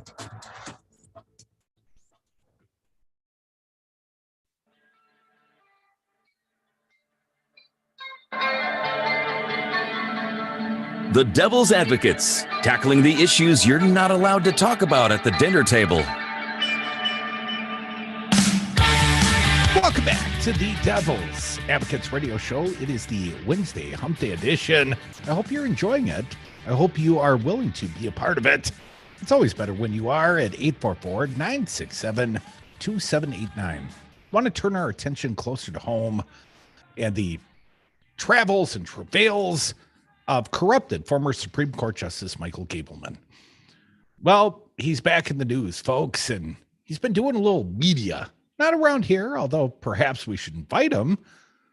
I would have a hard time interviewing him with a straight face. Did he get sweaty and yell at the other media that he talked about? Please tell me he did. Not so much yelling at them as making misogynistic remarks. Let me share with you from the reporting of the Journal-Sentinel, Patrick Marley. Michael Gableman, leader of the GOP's review of the 2020 vote, disparages state's election director for how she dresses. I'm going to read a little bit of this article. When Republican attorney Michael Gableman took to the airwaves Tuesday, he didn't just attack the governor, the attorney general, 2 judges, and 5 members of the bipartisan Wisconsin Elections Commission. He also took a shot at how the woman leading the commission dresses. Black dress, white pearls, I've seen the act. I've seen the show, Gableman said on WTAQ AM of Megan Wolf, director of the Elections Commission. When host Joe Giganti, I guess it is, Giganti, said he recently saw Wolf wearing a gold locket rather than pearls, Gableman responded, "Oh, Hillary Clinton." I don't even know what that means precisely. I don't think he does either. I believe the host of the regular Joe show, I think that's Joe Giganti's show. Why would he have noticed that Megan Wolf was wearing something other than pearls? Well, who notices such things? I'm sorry, I've never noticed. I mean, maybe if she's standing right in front of me, but if you reference what some woman was wearing around her neck, I got to tell you, I don't pay that close attention. Not enough to be derisive. Well, I think he was making a loose, stupid joke referring to her as trying to be Hillary Clinton. But speaking from experience, I'm a large man who doesn't really fit into regular clothes. I can't really buy things off the rack. And sometimes I've been known to take out my anger on people who, let's say, wear clothes that fit and maybe have any sort of ability to have any fashion sense whatsoever. So I can only assume that from my point of view and seeing Michael Gableman as he is, he's just mad at her for being able to fit into anything, really. Well, buddy, I don't think that's a tailor-made suit that Gableman is often seen appearing in. The Navy, you know, as all Republicans wear, always probably has a lapel pin on. Let me just check. No lapel pin. Oh, shocker. No American flag. He's definitely not American now. You can never tell because you have to have the pin on. Otherwise, nobody will know. Well, when you wear the dark suit, you're often trying to, let's just say, conceal the tonnage beneath the sport coat. Well, it's not like we don't know it's not like he doesn't have the money. He gets $11,000 a month. I mean, you could at least hire at least a decent tailor once or twice. Oh, come on, man. I'm looking at this suit. That's Men's Warehouse all the way. Well, that's fine. You can get it tailored there at least. They do that in-house. My only point is he's hardly a fashion model, sort of a bloated sort. He's going to hate the way he looks. I guarantee it. Well, I can't imagine he thinks he's a good-looking guy. Anyways, the off-script comment came as Gableman, a former corrupted state Supreme Court justice, made the case that the Elections Commission should be dissolved and voting rules overhauled. Gableman is conducting his review of the 2020 election using the taxpayers' money, like $676,000 worth, right? Wolf, in a written statement, replied as thus: "I'm a professional who takes my job seriously. Comments directed at my parents are a far cry from being serious and are beneath anybody who purports to be undertaking a review of subject matter as important as election integrity." Ironically, the picture of Megan Wolf here is in a black dress and pearls. But anyways, Ann Jacobs, the Democratic chairwoman of the Elections Commission, said Gableman should apologize and questioned why he was commenting on how women look, but not men. Well, compared to other men, he's a bloated guy who's wearing a bad suit. Why would he want to compare himself to others? That looks like pretty much, I don't know, 95% of the entire Republican caucus. Well, you know, thankfully, he's still got the good hair. White men bloated by either their own corpulent bodies or their egos. A little bit of both. Can it be both? Here is another statement. This from Ann Jacobs. "I think it's disgusting that Mr. Gableman has decided to reduce himself to critiquing somebody's clothing instead of appreciating the hard work and effort that Megan Wolf does as the administrator of the Wisconsin Elections Commission." Again, this is according to Ann Jacobs.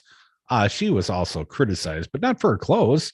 "It clearly shows that his mind is not on impartiality, adjudicating election questions, but rather on attempting to disparage true professionals." And I don't hear anyone calling him a true professional. A little bit more, Jacobs added, "Apparently the only person whose clothing he noticed is the women in the equation, or woman, as the case may be." Well, I noticed Gableman's clothes. They're bad.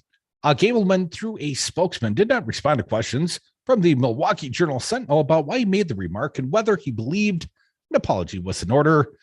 I suspect he takes no responsibility whatsoever. During his appearance on Gianti's show and an affiliated podcast, Gableman ripped into Democratic Governor Tony Evers, Democratic Attorney General Josh Kaul, and 5 of the 6 members of the Elections Commission. But not false Trump elector Bob Spindell, I suspect, you know, because he also wears navy blue suits. You know, he probably gets them at the Men's Warehouse. I've been in Men's Warehouse. I bought a couple of sport coats there, but I'm just telling you, you know, I wear it better.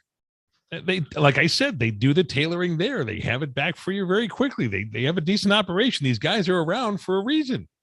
I miss my days before I owned radio stations, back when I could afford the custom suits. Oh, those are nice. You know, the really good ones, they still make me sweat and are uncomfortable. I'm really happy in my sweats. You know, a well-made suit with the silk lining is a very comfortable piece of clothing. I'm just saying, probably better than these tight jeans I got on. And still very easy to tear in the crotch. At least I'm pretty sure it is. I ripped up I didn't mean to, but I was at a Hillary Clinton rally at the University of Wisconsin, Milwaukee. And people say Hillary Clinton never came to Wisconsin. Oh, she did. And what was supposed to be a well-attended outdoor rally suddenly became an indoor rally. And they let the people in. And they let everybody in, thousands of people in. And the section, we were in the press section. Well, it was overrun. They basically just opened up the doors and said, everybody in. Well, at some point, we were climbing on chairs to broadcast the Hillary Clinton rally. This was probably late 2015 timeframe.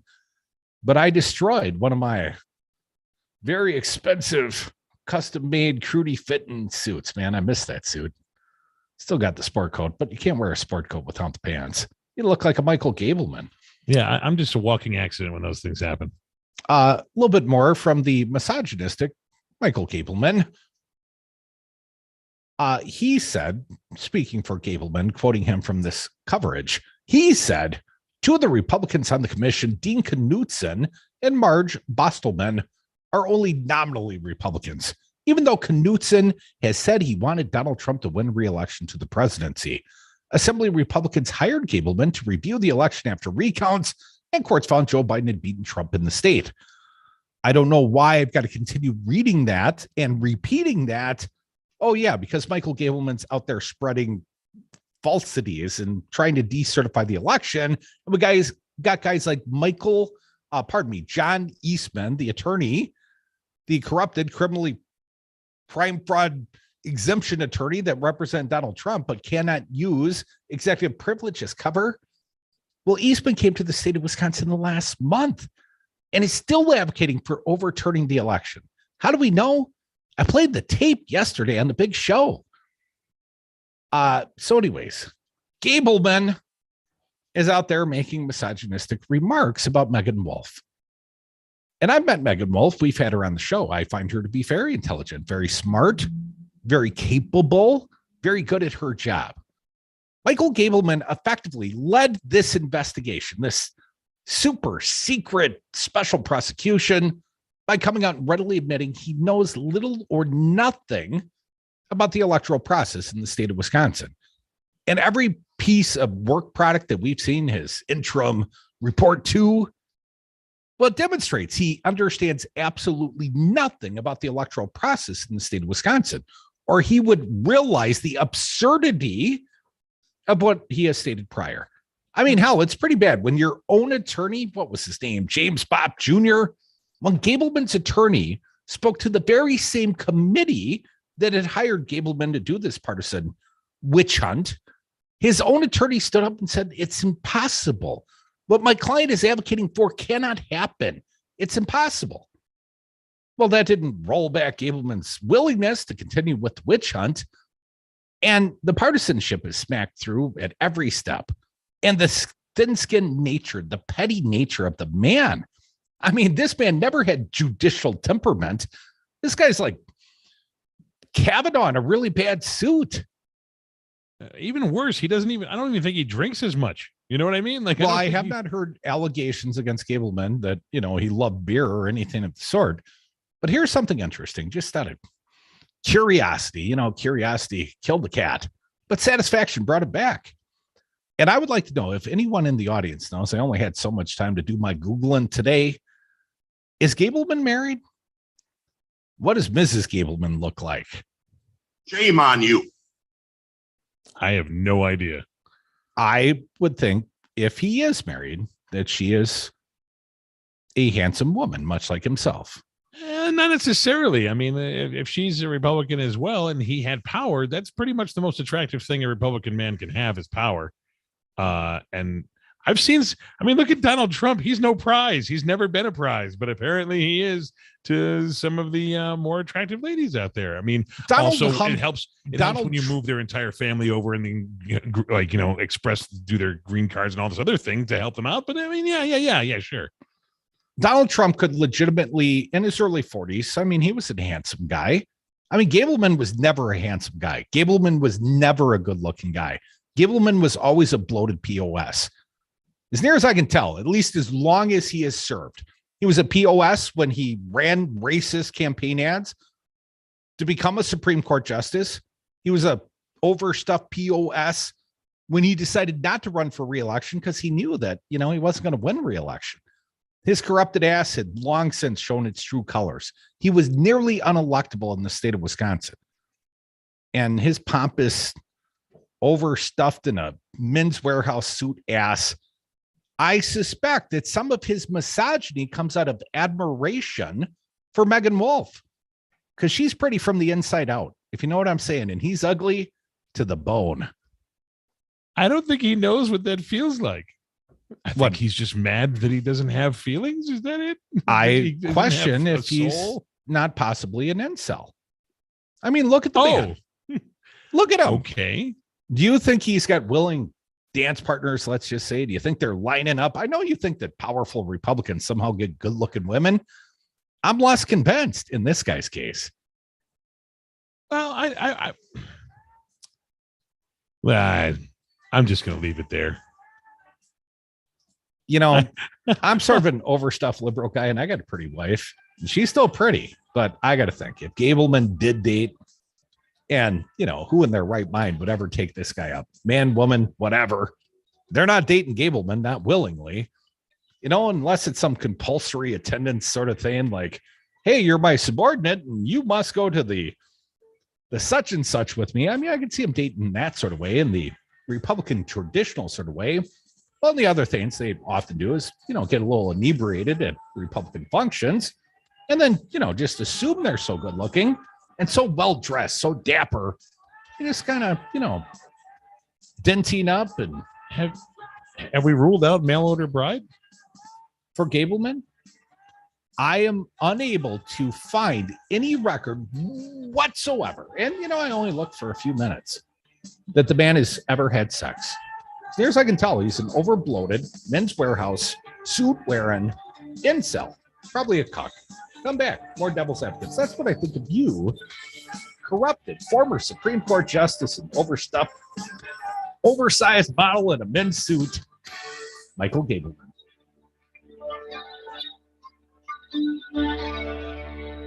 He called me fat and said I was going to die on the toilet. Yes, it's true.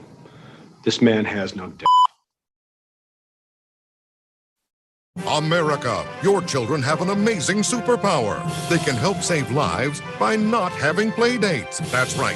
By replacing get-togethers with virtual play dates and video chats, they can help slow the evil spread of germs. And if your superheroes do go outside, make sure they continue their superhero wing by staying 6 feet away from others to protect everyone in America land. Find out more at coronavirus.gov. A message from the CDC and the Ad Council.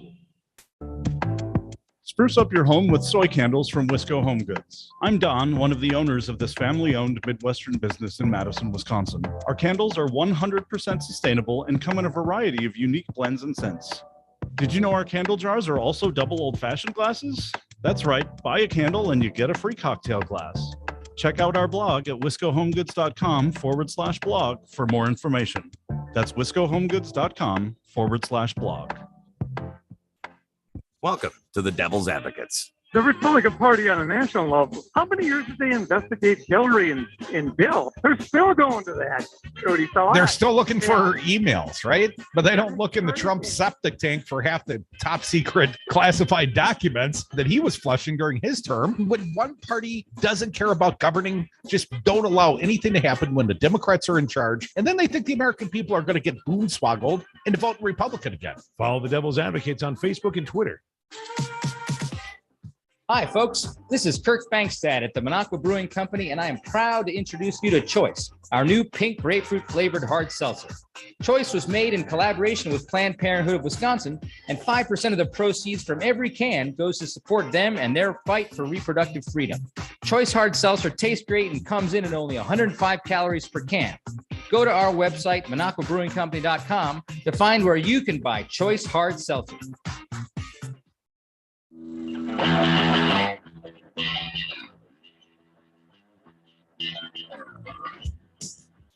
Devil's advocates know how to kick ass and chew bubblegum, and we're all out of bubblegum.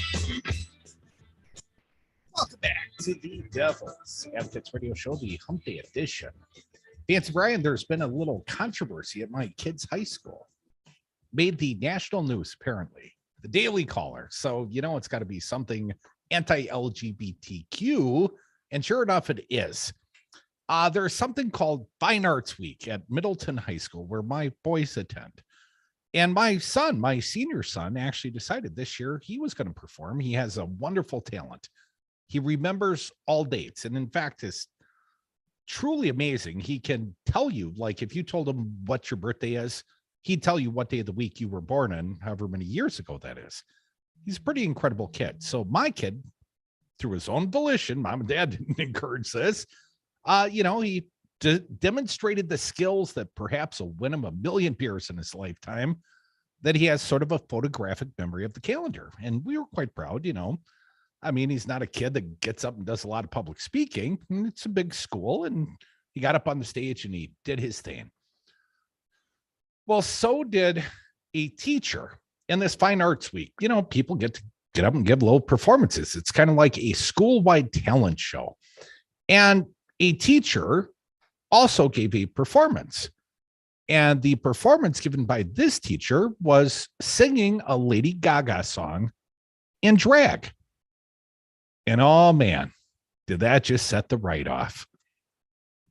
The Daily Caller, apparently, and my 15-and-a-half-year-old pointed this out to me, the Daily Caller was quoting right-wing talk radio's own Vicki McKenna, because she's the one that got, hold of this and said the teacher should be fired. I believe, I don't want to get the story incorrect, but that sounds exactly like something that Icky Vicky might say, because God forbid this teacher should sexualize the students by doing this transgender, this drag performance.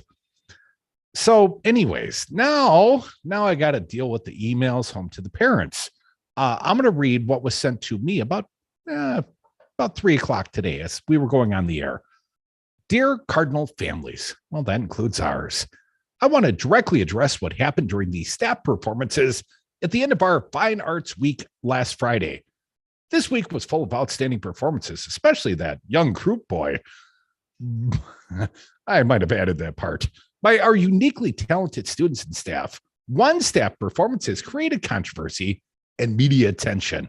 Fine Arts Week has been in place for many years and is a time-honored tradition enjoyed by students and staff alike. Staff performances have historically been part of the festivities. Traditionally, the administrative team has never approved or disapproved of staff performances that were part of the Fine Arts Week schedule. Going forward, staff performances will be vetted by a team, including an administrator. Because apparently, somebody crossed a line. They performed in drag, Fancy Brian. I bet you if there were a bunch of teachers who dressed all in as cheerleaders and did some ha ha ha type of stuff, it'd be just fine. Oh, as long as they didn't wear a black dress and white pearls, then Michael Gableman would have to comment on it. Anyways, back to this controversy at MHS. The teacher involved in the controversial performance resigned his position weeks ago. His resignation, and they bolded this part, is in no way connected to the performance. He will not be returning to our school next year in order to pursue other career paths outside of education. Well, here's what I can tell you. The rumors were flying. My kid's telling me last night the teacher's been fired. And I'm like, well, slow down. Let's wait for accurate reporting. Don't expect the Daily Caller got it right. Don't expect Vicki McKenna got it right, because she was the very same one reporting earlier in the week that Wanakee School Districts, which is also a suitcase community of Madison in Dane County, well, they had a furry policy. And if you wore a furry costume to school, you could effectively exempt yourself from academic pursuits and skip out on gym class, according to Vicki McKenna.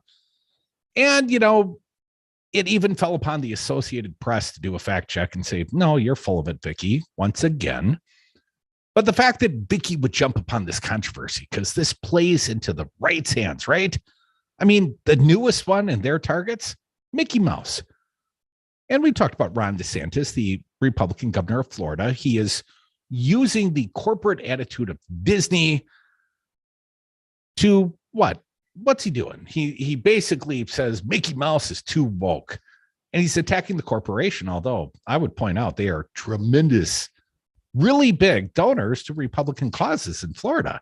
So you might want to be careful about bad mouthing the mouse, if you know what I'm saying.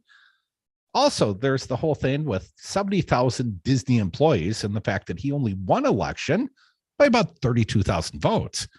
So, there is this thought process that if you attack the state's largest employer, really on social wedge issues, that maybe you're going to, kind of hurt your own political future.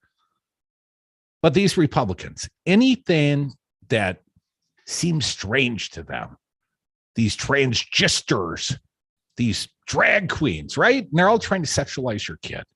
And they're all hanging out in the women's bathroom waiting to rape your child.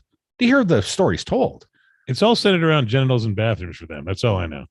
Well, if you're not supportive of the Don't Say Gay bill as it's been characterized in the media, well, then you're a groomer. You're a pedophile. Because otherwise you'd be for this. Who wants to sexualize kids? Certainly not Republicans. But I found it very ironic. Republicans in the state of Tennessee are basically eliminating the age of consent for marriage. So you could marry a 12-year-old in the state of Tennessee, and Republicans, they're just fine with that. In the state of Florida, well, apparently it's a crime to be gay or transgender, or at least they certainly don't want your kids to know that any of those sort of people exist. If you stick your head in the sand and just pretend like they don't exist, maybe they'll all go away. But of course, that's not the intent. It's not even like they think that there's not gay people. I mean, have you been to Disneyland? Gay people love Disneyland. I'm just saying, lots of people love Disneyland. But to pretend it doesn't exist and to try and use it as a social wedge issue, and they do with constancy, and anything to spark a little engagement, because that's how they plan on turning out the vote. Jackassery, like Ron DeSantis in Florida and Greg Abbott in Texas. What's he doing? Shipping immigrants to D.C. and blocking the border? Well, those things are patently illegal. I mean, hell, DeSantis's legislation that he signed into law down in Florida, probably illegal, probably unconstitutional, but it doesn't matter. It's just about creating and ginning up, if necessary, outrage. Because if you're angry, you'll probably go vote. And if you're scared, well, then you got a target to be angry. And if, you're cloistered or Republican and, people not like you, scare you, or maybe you're just closeted, then, it gets to be an issue. I'm not saying all Republicans are gay. I'm just saying many of them self-loathe because they are. Come back, more devil's advocates.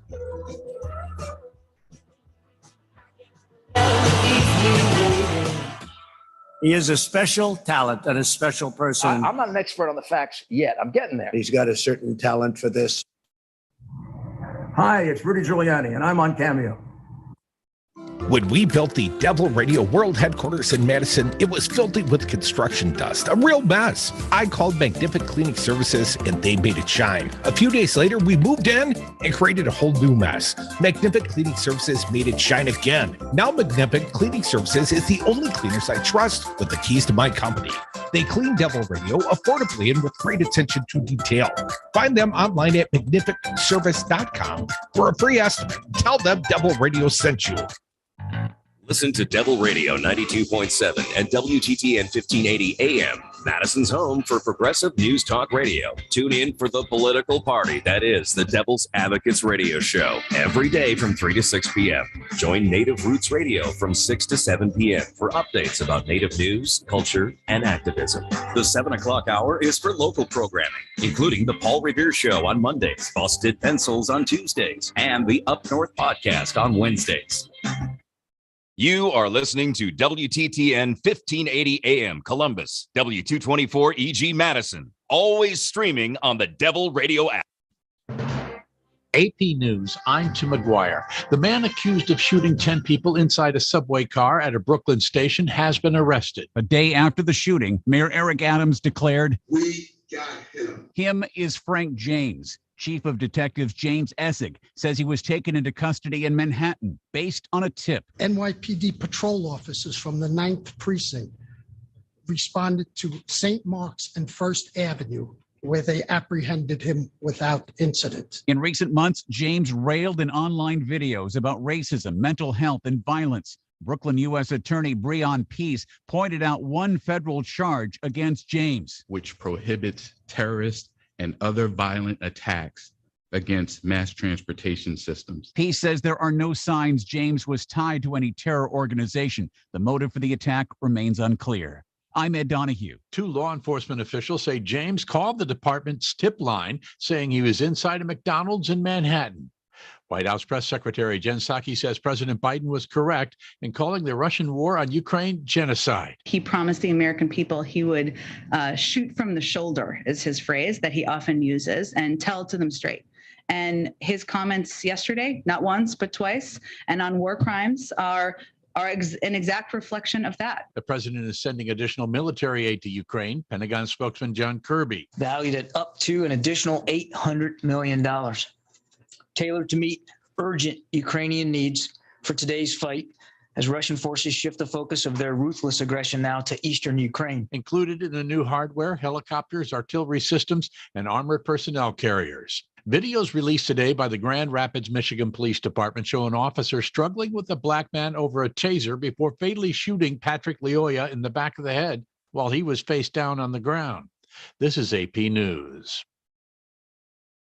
Hey, y'all, this is your girl, Cheryl Underwood, and I want to tell you something. My digestive system used to make me feel sluggish, but those days are over. Now I feel great. That's because I increased my fiber intake with the Metamucil 2-week challenge, and I'm still hooked. I just took Metamucil every day for 14 days, and it's really that easy. Metamucil traps and removes the waste that weighs you down, so you feel lighter and more energetic. Now I never want to go back to that heavy feeling. Are you ready for the Metamucil 2-week challenge? For a coupon and daily support, sign up at metamucil.com today.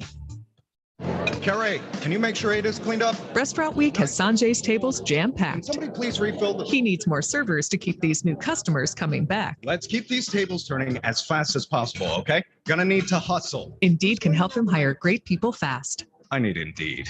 Indeed you do. Our hiring platform instantly connects you with quality candidates whose resumes on Indeed match your job description. Visit Indeed.com/credit and get $75 towards your first sponsored job. Terms and conditions apply. Here we are, the young contender, scrappy, controversial, has an impressive reach. Devil Radio 92.7. Hi, this is Brad from Zero Res. If you need someone to help with your carpet cleaning, business or residence, please give us a call. We have the best system available and an amazing team of friendly technicians. Call us at 848-9000 or schedule online at zeroresmadison.com. At Knuckleheads, we strive to serve a variety of quality products. Whether you need CBD for sleep, Delta 8 for relaxation, HHC for a calm mind and body, or all the accessories needed to enjoy our wellness section, Knuckleheads is the one-stop shop that has it all. Visit us in Madison at 520 State Street or shop online at knuckleheads.shop. Our weekend savings are now available online. Order at knuckleheads.shop on Saturday and Sunday and receive 15% off your order of wellness products. That's knuckleheads.shop. Order now. Devil Radio has been kicking ass, earning every listener, and providing our sponsors return on investment 3 years now on the Madison airwaves. And there has never been a better time than right now to advertise with us and join the Devil Radio community. Our audience is loyal and growing every day. Active listeners that don't flip. Wonder if your ad dollars are working? Devil Radio listeners will tell you it works. Ad production is included. Devil Radio will make it easy for you to start seeing return on your investment. Call today. Listen to the Empowered Caregiver Show each Saturday and Sunday morning at 9 a.m. with hosts Liza Hellenbrand and Kristen Voss. Right here on Devil Radio 92.7, WTTN 1580 AM, and the Devil Radio app. A progressive voice in rural Wisconsin, WTTN 1580 AM is South Central Wisconsin's home for Devil Radio.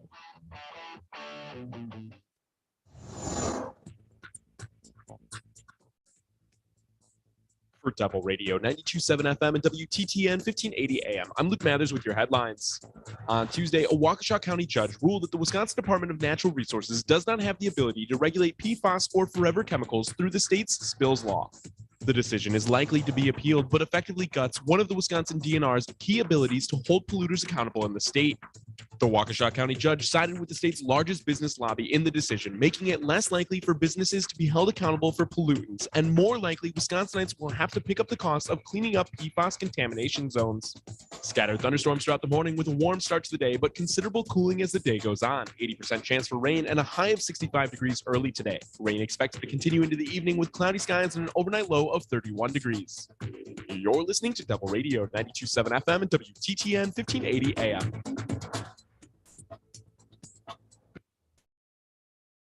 Devil Radio programming is produced live in the Solidarity Realty Studios. Find them at solidarityrealty.com. Solidarity Realty. There is an alternative.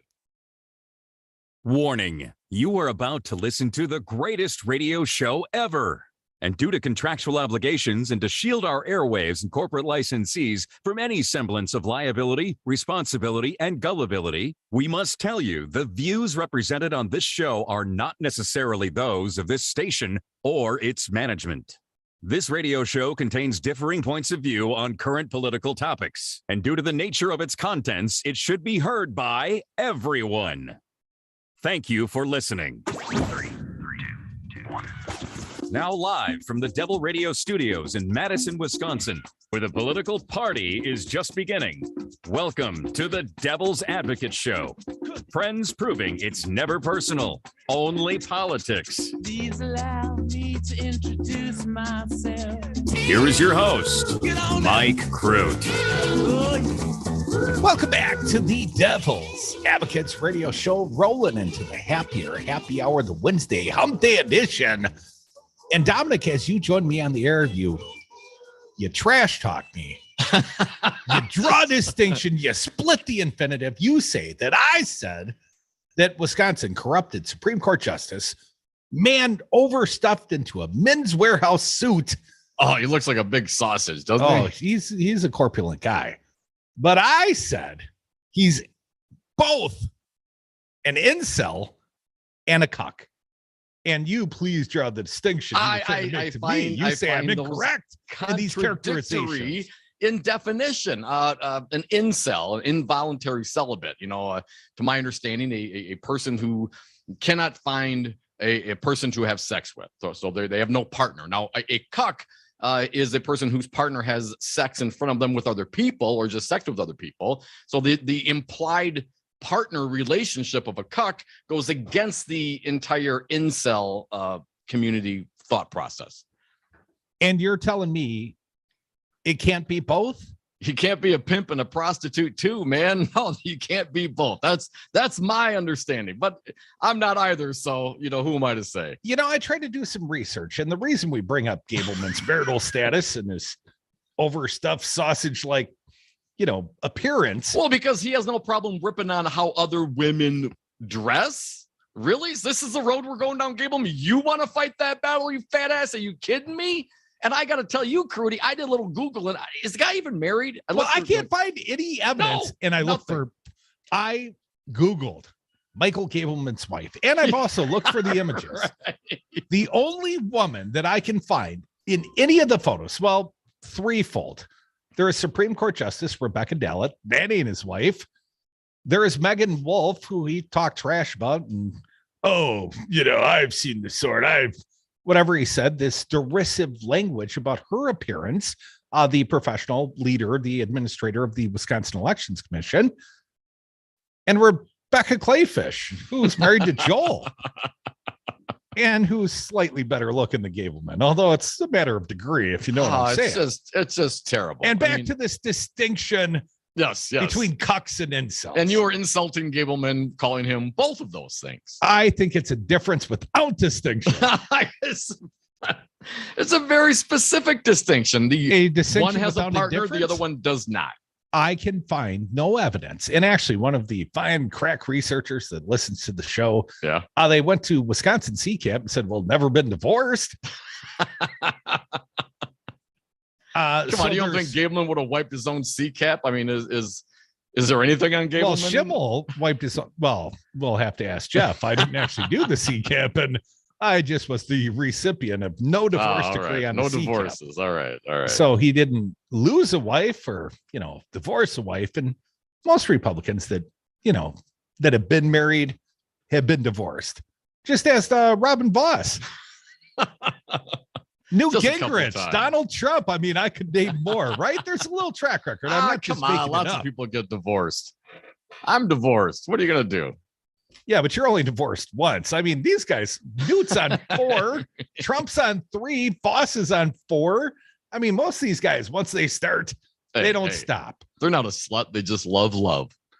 Well, they can occasionally win the affection of some woman, sort of, blind her with a shiny diamond ring for at least a moment. It's all fun for a minute. But then the honeymoon wears off. Then the new car smell goes away and it's all straight to divorce court, right? I would like to know if any of you can prove, if you've ever seen Michael Gableman in public with a woman, arm in arm, looking like they were a couple. Any rumor thereof, you let me know. Because I think he's probably undersexed, if you know what I'm saying. Then I got to question my own thoughts here. If I'm looking up Gableman's wife, because I read this article in the Journal, something about how Gableman's, ripping on Megan Wolf, right? Was it Megan Wolf? Wolf from the Wisconsin Election Commission. I'm like, well, what an asinine, what a misogynist, what a POS. What's stupid? What are you talking about, man? I use some of those very same terms. Then my first reaction was like, oh, all right, mofo. Let's see what your let's see what your girl looks like. Let's see what your girl in the Niagara Falls region looks like. And then but if I find out what he looks like, am I going to go out and post that and be all mean about it like he was, kind of doing depends on what she looks like, doing the exact same thing that I'm criticizing Gableman of doing, so I gotta temper that sometimes. Here's where I draw the distinction, because I've brought some wives into it in the past. But you've never heard me talk about Rojo's wife, other than the fact that he married into a fortune. But I've never trash talked Ron Johnson's wife. And up until now, I never had any reason to be inquisitive about whether or not the apparent cucker and incel Michael Gableman had ever been married, or if he's just an overstuffed virgin, other than a couple of trips to, let's just say, the massage parlors. I suspect he's taken a couple of trips down that lane. Being allegedly. Him and Grothman, I suspect they got a place, right? A man's got needs. Yes, we should legalize sex work in this country. Well, I'm not really casting aspersions upon the sex workers. Kind of got to take the customer with the cash. I'm just speculating that the overstuffed men warehouse suit wearing, talking trash misogynist, I suspect that's out of his own sexual inadequacies. Well, I totally agree. And I think a lot of the Republican responses are precisely come from that space. Lots and lots of responses, lots of reactions, a lot of that quick to anger reaction because someone's having sex and having fun and you're not. Well, if you're not getting any time, you're quick to anger. It's like being hangry. You know what I'm saying? No wonder the guy's so thin-skinned and petty. It's probably been since college. If then. That was probably one of Joe's magazines in the bathroom upstairs. Anyways, if you'd like to join this, it's a fine conversation. Learning a lot here at the Devil's Advocates radio show. Hey, we're not above going, below the belt.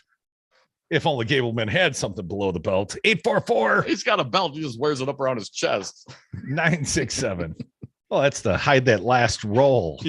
the big roll. The big jelly roll. 844-967-2789. Let me see that Tootsie Roll. Hey, Dick, welcome. What do you got? Well, you stole it, Crude. I think he lives in Grossman's mother's basement with Glenn Grossman. Well, you were asking where he lived, but that's not why I called. I wanted to comment on the wonderful governor of Texas, Greg Abbott. There was a famous episode in Andy Griffith where Barney buys an Army surplus motorcycle with a sidecar, and he's going to go out and get all these speeders that are 5 over out at Turner's grade, and they're not going to do that anymore. And Andy tries to tell him, hey, look, we give him that extra 5 miles an hour to get over the grade. Now this guy, that was funny.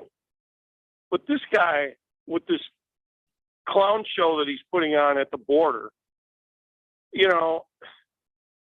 what is this about? Now we're going to have millions of dollars worth of food perish and get thrown away. The Democrats got to get out ahead of this, guys, and get out there and tell people what they're up to. This is as bad as in 2018 when Trump pulled that nonsense during the midterms. Remember, drug the military to the border, stop all these horrible people that were going to come here, and it never happened. Well, Dick, I do have an update on this particular story. NBC affiliate from Dallas-Fort Worth is reporting that Abbott says he's, quote, directing the Texas Department of Public Safety to immediately suspend mandatory checks of all commercial vehicles crossing the Texas-Mexico border. Is it because of the illegality of the action? The fact that the U.S. Supreme Court ruled back in 2012 you could not do that? Did that factor into the math as he laid it out for the reporters? No, not yet. Upon an agreement with the governor of the state to enhance security, Abbott said the DPS will continue mandatory inspection of all commercial vehicles entering the state at more than 24 other international crossings. He admitted Wednesday the policy he implemented last week led to long delays at the border and said that DPS could suspend the checkpoints on vehicles coming through the state after the agreement. One last thing. Pence. Oh, my God. He's talking about the last year and a half and how abysmal it's been. In your 4 years, you gave us a tax cut for corporate. Oh, okay. No job creation. And the worst possible response to COVID in the world. And you're going to stand here and tell us how great you were. Dick, I actually heard Mike Pence on Righty Whitey Talk Radio today. Of course, he's out on the speaking tour. And Pence said effectively that Biden was letting the doctors lead and the doctors write the prescription on the COVID response. But he held that up as the example of how Joe Biden was screwing up America. And that's precisely how they screwed up. They didn't listen to the doctors or the people that knew. Oh man, no, they listened to the one doctor that talked about being, sleeping with demons and yeah, they had doctors. I remember they had a big conversation. They had a big press conference. They all put on their doctor's coats. Yeah, they had doctors, just not great doctors. Doctor. Folks, we are the Devil's Advocates. That's Dr. Dom. I'm Dr. Crudy, Dr. Fancy Brian. We're all here. You can join us, especially if you're a doctor or an incel or a cock. Or Michael Gableman, or mostly. And here's who I want to hear from. Gableman's wife. If you exist, please expose yourself. I'm starting to think it's a little like Stephanie Marquise, the former public service officer at the Department of Administration. There's rumors that she exists, but no proof. I don't believe it. It's like Sasquatch. Come back, more Devil's Advocates. Nothing but big feet.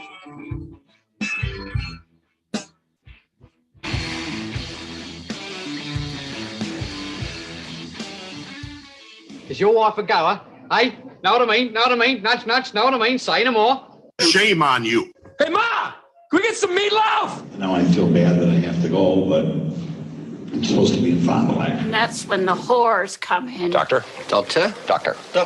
And doctor. We're not doctors. Make it the greatest radio show ever. The Devil's Advocates is my passion. It must be. I've been doing it for a decade.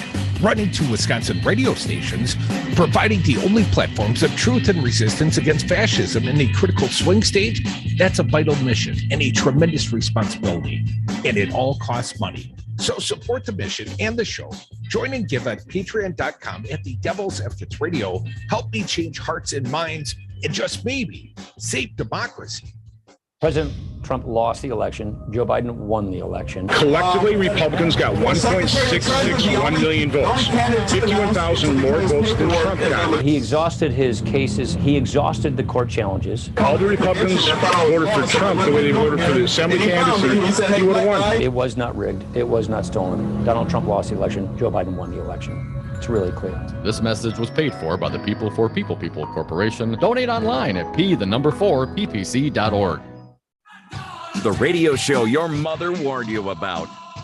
Actual tyranny of a dictator. Dictator is going to dictate Putin. And what did Trump do? Trump kneeled to the man. Embarrassing Republicans. And you're still with the guy. This is your front runner in 2024? Are you even smoking some of Mike Lindell's crack? What are you thinking? They're the GCCCP. We are the Devil's Advocates. Live weekday afternoons from 3 to 6. Treat yourself to some Wisco Home Goods natural lotions or sugar scrub in 2022. I'm Don, one of the owners of this family-owned Midwestern business in Madison, Wisconsin.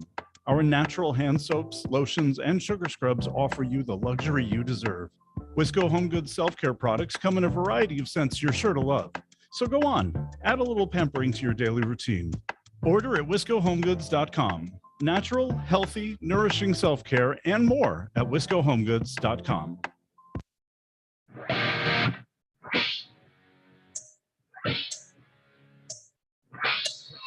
Malarkey. The Devil's Advocates invented malarkey. We are back. Thank you for listening to the Devil's Advocates radio show. Phone lines are open. You can join us at 844-967-2789. Doctor. If Gableman had his income cut in half, well, what's he bringing home to mama then? I mean, that's hard to explain, you know. Hey, the new contract says, you know, got my paycheck cut in half. Come on, man. You know how the grift is. He'll just roll on to Young America's Foundation or some other right-wing funded 501c3 and draw a salary out of there while he goes around tour and making fun of women's clothes. Well, at least he's got a plan. At least he's got a future. You gotta have goals, man. Where do you see yourself in 3 to 5 years, Mr. Gableman? Jail? Well, there has been no accusations of criminality, just incel and cuckness. 844-967-2789. I hate to encourage it. Mark from the SAC, welcome back. What do you got? Jeez, allegedly. Hey, Mark. Hey, guys, I posted this out there, but it just the H.G. Wells novel, you know, when the sleeper awakes, there's a line in there, you know, that the lives are dominated by babble machines. Apparently, you know, for the right, at least, that's all there is just psychotic babble on the right, and worrying about who's singing in drag at the Middleton School. And good grief, didn't some of our comedians back then, like Jerry Lewis and some of those other guys, you know, make a career of sometimes dressing in drag and performing? And guys like Rudy Giuliani, he's also a comic. Right. I mean, come on, people. It just, the things that these guys get concerned about is just beyond me. It just is. I mean, but it's all about controlling the women folk, and you know that. And if the Supreme Court goes after Roe v. Wade, I can't imagine the women getting. You know, that's something that will fire up the women, because after abortion, they will go after birth control, and start inspecting women at the borders. You know, we'll be making border crossings from one state to another to make sure they're not crossing state borders to have abortions. I mean, it is just. It's scary times we're living in, and you know, try to find humor in it, but I mean, it is just kind of horrifying too at the same time. Yes. Yeah. Well, there's nothing funny about horrifying. I have a hard time finding humor in the horrifying. Just Gableman suits and how they fit. Yeah. Thanks for the call, Mark. I think a lot of Republicans would do well to, you know, watch some RuPaul's Drag Race shows. You know, I mean, get over yourselves. Nobody cares. And you're going to tell me that your God doesn't want this or want that, but then you're all about individual freedoms. Well, those are also contradictory terms and statements and philosophies. I mean, come on, people, just get over it. But it is, Mark, you know, the abortion thing is going to be a big problem, I think, for the Republicans, because they're going to get what they want. And then they're going to, you know, get the comeuppance that's due them for that. Dominic, the drag shows on Brady every summer when the Brady Street, let's hope it's going to be held again, you know, post-pandemic. It is, yes. But that's a hell of a show, isn't it? It is. It's fantastic. I usually volunteer at the closest beer tent to the drag queen show, and it's a blast, man. People have fun, and people come in to watch this, to see it. It's a spectacle. If you've not been around drag queens before, it can be enlightening for those who've never experienced the culture. You absolutely check it out. It is supremely entertaining, and they're very talented, and some of them are freaking gorgeous. I don't know, it's hard for you guys to think about, but again, that's why you're so angry. You can't figure out if you should fight it or F it. Suddenly, just for a moment, I just had this internal thought about Michael Gableman in drag. Wearing a black dress and white pearls. 844. He was jealous of the outfit. That's what this is all about. I think Megan Wolf wore it better. I think so. 844-967-2789. He's in front of the mirror doing the Silence of the Lambs dance, trying to be like Megan Wolf. All tucked in. And nowhere to go. I'd be such a Supreme Court justice. I could be your Supreme Court justice. 844-967-2789. Judge me. I respect that man so much, this Gableman. Bob from Minneapolis. Welcome, Bob. What do you got for us? Hey, gentlemen. You're just firing up all my cylinders here. So on Stephanie Miller this morning, they had, I forget his name, but he was doing Peter Frampton, I forget the dude's name, in Silence of the Lamb that you're just making fun of. It was freaking hilarious. It was awesome. But I've got Ted Devine. No. Ted Levine or Levine. Either way, it's Ted. But the character's name, Wild Bill or something like that. Anyway, from the movie. Yeah. So anyway, I got a theory about Mr. Gableman, and you've been kind of circling the drain on this, but I'm just going to spit it right out there. You know how serial killers tend to wear metal rim glasses? In the past they were more of the Ray-Ban type. Well, I didn't know what this guy looked like, but lo and behold, there he is, and he looks a lot like, I think his name was John Edward Robinson. He was this dude running. Are you confusing him with John Wayne Gacy? No, but close. You know how I'm going to quote a former renter that I had who proclaimed to my neighbor that he apparently had a crush on, whose wife didn't take to it very kindly. But he, I don't know if it was a veiled threat, but he said, I have Jeffrey Dahmer-like tendencies. I think that's the road that I want to paint Gableman with, that kind of thing. I think he's just a really freaky dude. Probably doesn't like women too much, but maybe tends towards little boys. Oh, gonna cut you off there, Bob. I was thinking more like a big fan of the cannibal burgers. John Edward Robinson, American serial killer, conman, embezzler, kidnapper, and forger, who was found guilty in 2003 for 3 murders committed in and around Kansas City, receiving the death sentence for 2 of them. Does he look like him? There's a similarity there, certainly. Thanks, Bob. I would say he is the spitting image of John Wayne Gacy. Mostly, in the clown makeup. And the rim glass? Reminds me. No, it's the clown makeup. It reminds me of Gableman. Come back. More Devil's Advocates. Dress myself. Was she a great big fat person? Like, wow, Scoob, it's Devil Radio. Rebel Radio. Join us at the Dark Horse Art Bar on April 20th to celebrate 420 and the anniversary of Candigitus. This unique celebration will feature specialty cocktails and mocktails made with hemp, delicious pizza from Salvatore's Tomato Pies, plus a Candigitus Bud Bar, live music from the Listening Party, browse handmade indigenous beaded jewelry, and organically grown Wisconsin hemp items. Candigitus anniversary at the Dark Horse Art Bar, April 20th, 6 to 8 p.m., 756 East Washington Avenue in Madison. Listen to Devil Radio 92.7 and WTTN 1580 AM, Madison's home for progressive news talk radio, bringing you a lineup of live talk radio every single weekday. Start your mornings off with Matt Flynn Direct from 6 to 8 a.m. Then join the Stephanie Miller Show every weekday morning from 8 to 11. The Tom Hartman program is live middays from 11 to 2. Right here on Devil Radio 92.7 and WTTN 1588. Subway shooting suspect. I'm Tim McGuire with an AP News Minute. Law enforcement sources in New York say subway shooting suspect Frank James called the New York Police Department tip line saying he was at a McDonald's in Manhattan. Short time later, he was in custody. Police Commissioner Keishant Sewell. Officers, in response to a Crime Stoppers tip, stopped Mr. James at 1:42 p.m. at the corner of St. Mark's Place and First Avenue in Manhattan. He was taken into custody without incident. James is charged with a federal terrorism offense. He's accused of opening fire inside a subway car at a station in Brooklyn, wounding 10 people. President Biden approves the shipment of some $800 million worth of military hardware and supplies to Ukraine for its defense against Russia's invasion. Actor Cuba Gooding Jr. has pleaded guilty to one count of forcible touching.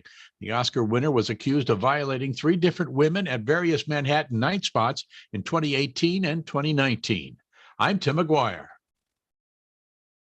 Hey, y'all, this is your girl, Cheryl Underwood, and I want to tell you something. My digestive system used to make me feel sluggish, but those days are over. Now I feel great. That's because I increased my fiber intake with the Metamucil 2-week challenge, and I'm still hooked. I just took Metamucil every day for 14 days, and it's really that easy. Metamucil traps and removes the waste that weighs you down, so you feel lighter and more energetic. Now I never want to go back to that heavy feeling. Are you ready for the Metamucil 2-week challenge? For a coupon and daily support, sign up at Metamucil.com today.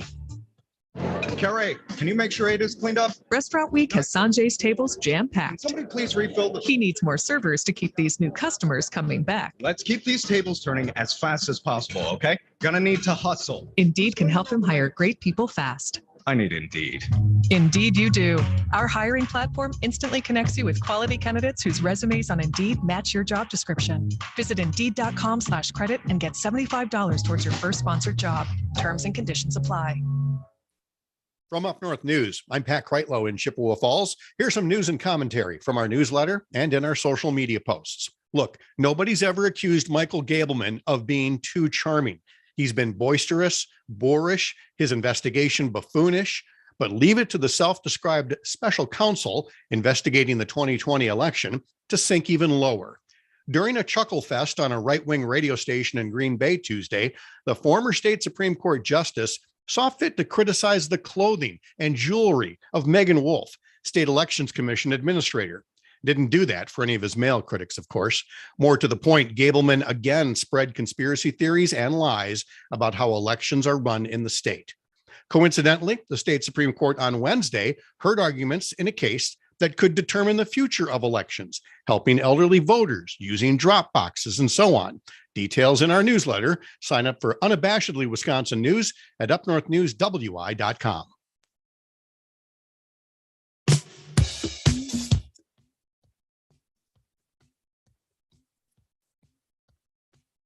The Devil's Advocates, because freedom. Welcome back to the Devil's Advocates Radio Show, rolling through the happier happy hour, the Wednesday edition. Now we're going to talk about the villages or the village people, some variant thereof. We'll get there. But before we do, I want to tell you about a little offer I got from the former president. The Save America PAC, Michael Crute, and the first name is not capitalized, but the last name is. So they got 1 out of 2. That ain't so bad. We have launched a brand new commemorative gold Trump coins, and President Trump wants to make sure you get one first. I'm sure he does. These aren't any ordinary coins, Michael. No capitalization on the M. Crute. These golden Trump coins. Golden Trump coins. Notice there's a little change in verbiage there. These golden Trump coins are limited edition and are available only to a select group of President Trump's top all cap supporters, like you. We have a very small supply of these iconic gold Trump coins, so be sure to get yours now before they're gone. Just contribute at least $50 before midnight tonight and my team will send you your very own commemorative gold Trump coin. And it's very handsome. It's got a eagle on the back and the former president, less handsome, on the front. And on the back with the eagle, it says, "Let's save America." And then on the front, there's Donald Trump.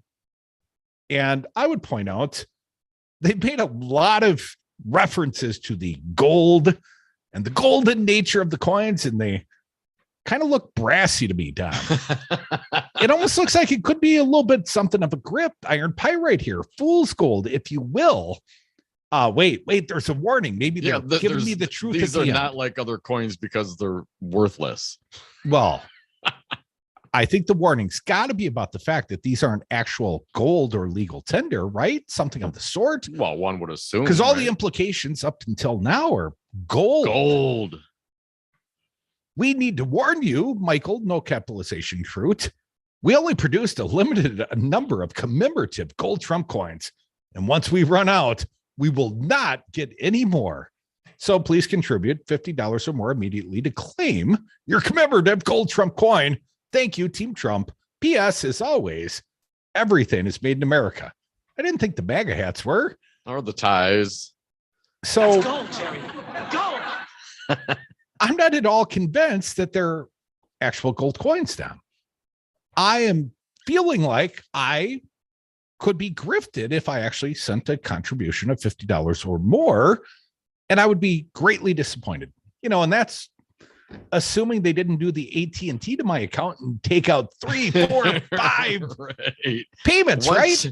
Well, if you give once, they just assume you want to give every single month for the rest of your life. I mean, why wouldn't you? Look at these fine coins. Dominic, before we get back to the phones, I want to throw a little headline, a little commentary out from Jennifer Rubin at the Washington Post. I'll share it on the Facebook page at the Devil's Advocate soon. I shared it with you, little buddy. I want to share it briefly with the audience.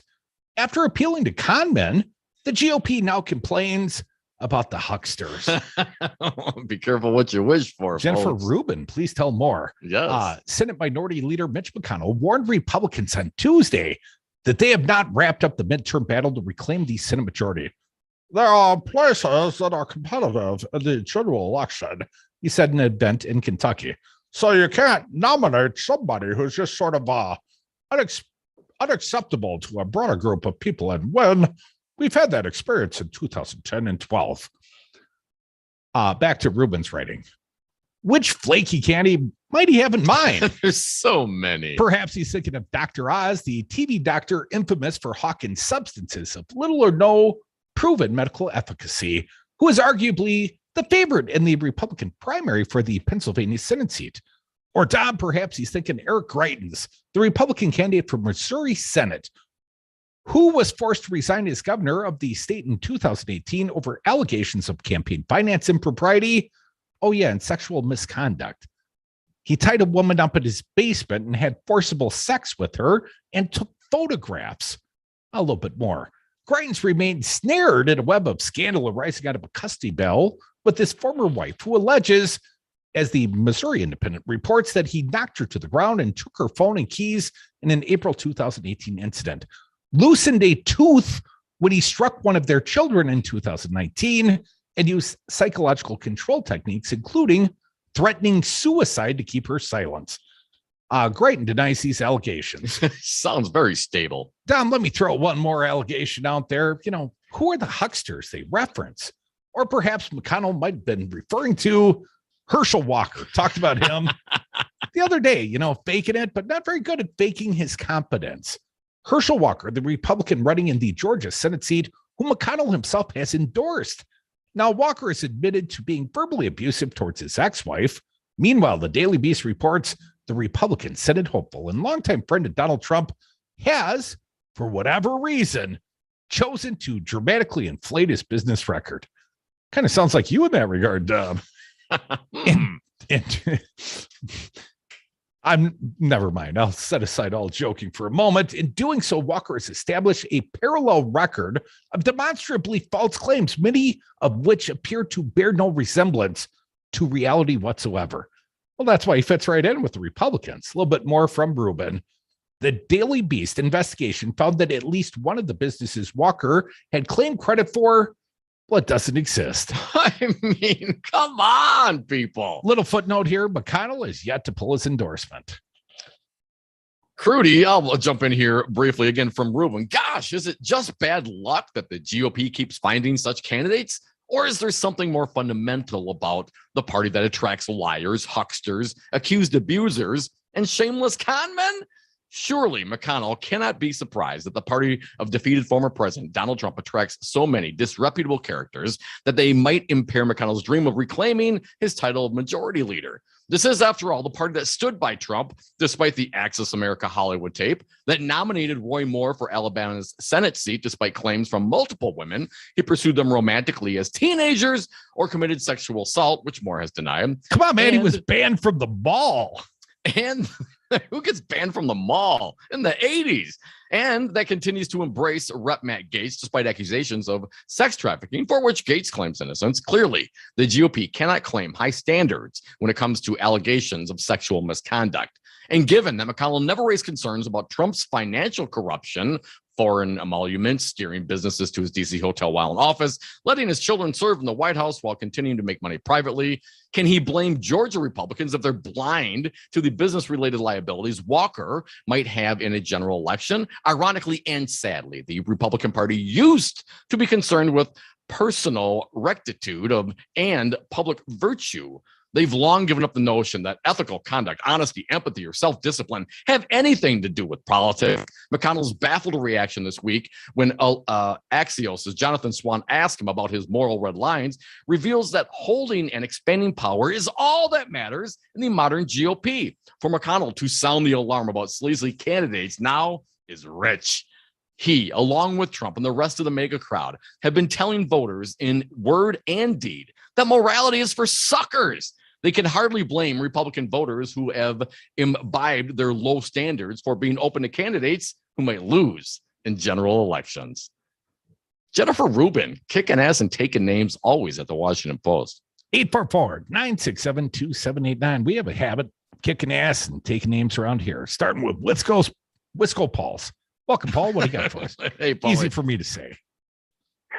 Good afternoon, Devils. I'm laughing so hard. This is just awesome. But to sum this up, what you were doing in the last half an hour, let me get this straight. I'm paying for Gableman, correct? Yes. To investigate the 2020 election because of Trump. He won't admit his defeat. But we're only investigating it in blue counties and cities, which to me is a waste of taxpayer money. And in my opinion, it's a joke. Yeah, but that's your money, Paul. So what if it's wasted? Well, it's not Gableman's money. It's not Boss's money. It's those anonymous taxpayers' money. It looks like he's going to the finest restaurants. And now this, I don't know if I could. He's going to all the restaurants, Wisco. Now this, let's see, how do I phrase this? Now this fat ass GOP white man is he's going after the election chief, who's a woman, for the way she dresses and wears jewelry. This can only happen in the GOP, Crudy. I mean, Jesus, it wouldn't be good no matter what, but this is my taxpayer money paying for this clown. You know, oh God almighty. We're here for you, Wisco. We feel for you, man. We get it. We understand. I'm to the point where I've almost given up with these people. You got to laugh or you'll cry. So anyway, good, great show today. You're making me laugh so I don't have to cry. Thank you, guys. Have a great day. Thank you, Wisco. Yeah, thanks, man. I appreciate it. Because I'm unhappy. Well, I'm unhappy because I eat. You might cry next, Wisco, Paul, because welcome back, CJ. Hey, CJ, welcome. What do you got for us today? Hey there, guys. Thanks for taking my call, but I just want to show you how disingenuous you and your party is. You call it the Don't Say Gay bill. It's not. It's the Parents' Right in Education bill in Florida. I'm calling it what it is. You're calling it what DeSantis labeled it, CJ. That's well, let's that's you say tomato, I say the truth, but go ahead. No, you don't. But, you know, the legal immigration, we all believe in legal immigration, and Vice President Harris is doing such a great job on the border that the Department of Homeland Security says on May 23rd, it's going to go from 7,000 already overwhelmed Border Patrol to 18,000 illegals a day. None of them tested. And that's why Greg Abbott proudly sent Kamala Harris's, since she's doing a fabulous job, the illegals that I believe it's the border is supposed to be patrolled. When you say illegal, are you government. referencing Greg Abbott's actions to block the border in Texas against Constitution and the U.S. Supreme Court's prior ruling? Greg Abbott had to shut down his own action today. You must have missed that, CJ. You were listening to us, but Greg Abbott was ridiculed at his own press conference to his face for these asinine jackassery stunts, which are in contrast to the Supreme Court's prior ruling, CJ. So is that the illegality you were referencing? I thought Kamala promised to solve this issue. So she's doing a fabulous job. No, So Trump promised to build the wall and have Mexico pay for it, CJ. Hey, then CJ, we wouldn't have this We've already problem. paid for the wall. Say What? Kamala. What? Say Kamala. We're paying Kamala. $1 million a day in penalties to contractors because the contract. That's how, you know, you guys can drive these wedge Dude, they issues. were spending $1 billion on like 3 feet of wall. Red wave is coming. Do you remember in Bannon, November. dude? Do you seriously? You remember the false fundraiser? Stephen Bannon got pulled off a Chinese billionaire's yacht because he was misleading the sheeple like your dumbass, CJ. He was taking money from the people to fund the private construction of the wall, a la Greg Abbott. Only he was keeping the money. Oh, wow. I mean, But that shouldn't So? stop you from sending money along. And oh, yeah, CJ, Trump's got some golden coins he'd like to sell you. yeah. Limited edition gold coins, golden coins. CJ, you better hurry up and act now. Well, let's not forget the golden rule. Golden showers from Donald Trump. We're going to break. We'll come back. You know what? I do have to apologize to CJ though for and the other Republicans and conservatives out there. There apparently has been some voter fraud. What, Mark Meadows and a couple of guys from the villages who probably weren't voting for Biden. Maybe we'll approach that topic next. We'll offer our apologies to the Republicans and the conservatives out there. Come back. More Devil's Advocates. Phone lines open. 844-967-2789.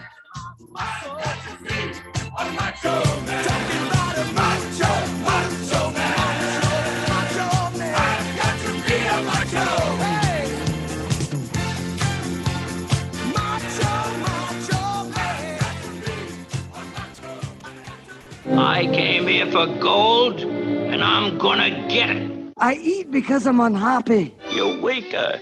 Gold at West. I'm unhappy because I eat. That's gold, Jerry. Gold!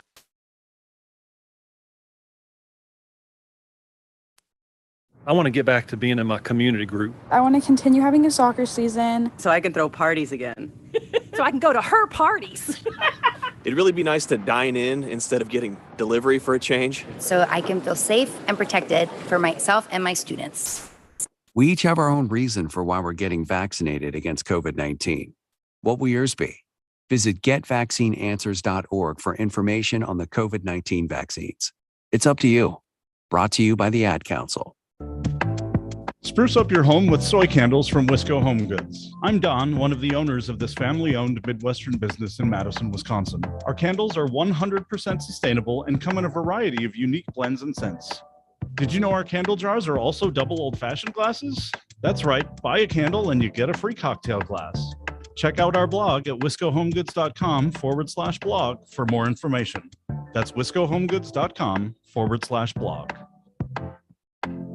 Welcome to the Devil's Advocates. Everybody's going to claim they're a progressive at some point during this race. How about you, Fancy? Let's say the pool of candidates are all gardeners. If there's a progressive garden and all of the candidates are gardening a little bit, I feel like Tom would have more dirt on his hands. You've cleaned your hands 40 times.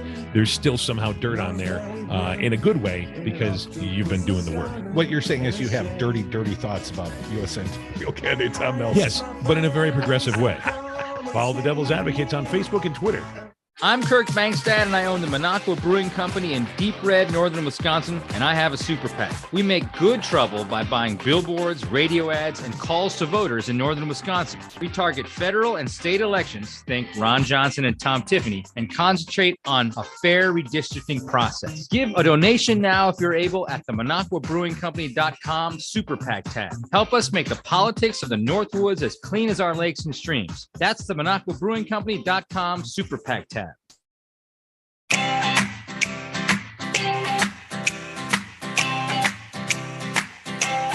The Devil's Advocates, making radio great again. I love to hear the thunder, watch the lightning. And we are back. Thank you for listening to the Devil's Advocates radio show, the last segment of this Hump Day Wednesday. Join us on the phones at 844-967-2789. Tom, I'm sure you've seen the troubling news out of New York, the Brooklyn subway shooting.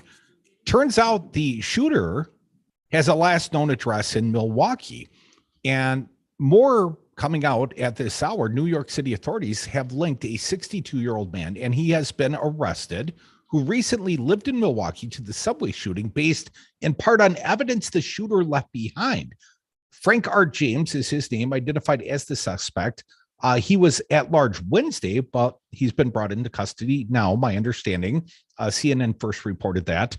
Investigators found keys to a rented U-Haul inside the subway train, as well as a 9mm handgun, 2 non-detonated smoke grenades, a hatchet, gasoline, and fireworks. And as it turns out, the fireworks, Dom, a photo of the fireworks left behind circulated on social media, and one of the posts made its way to William Weimer, Vice President and General Counsel of the Ohio-based Phantom Fireworks. We've identified those 4 items as something that could have come from Phantom, and one product was Falcon Rising, an area repeater that functions as a multi-tube item that shoots small shells. But apparently, my understanding is he purchased the fireworks in Caledonia, Wisconsin. So tragic story, and a act of terrorism would be my thought. A receipt showed a man named Frank James from Milwaukee spent $93 at the Phantom Fireworks showroom in Caledonia outside Racine on June 21st, 2021. The Phantom Fireworks has provided information to the police, and the company is cooperating 100% with law enforcement at all times, according to their statement. Terrible. Now let's go to the phones. One last segment for your phone calls, 844-967-2789. Mark from Sussex. How you doing, Mark? Hey, Mark. I'm doing good. Thank you, gentlemen.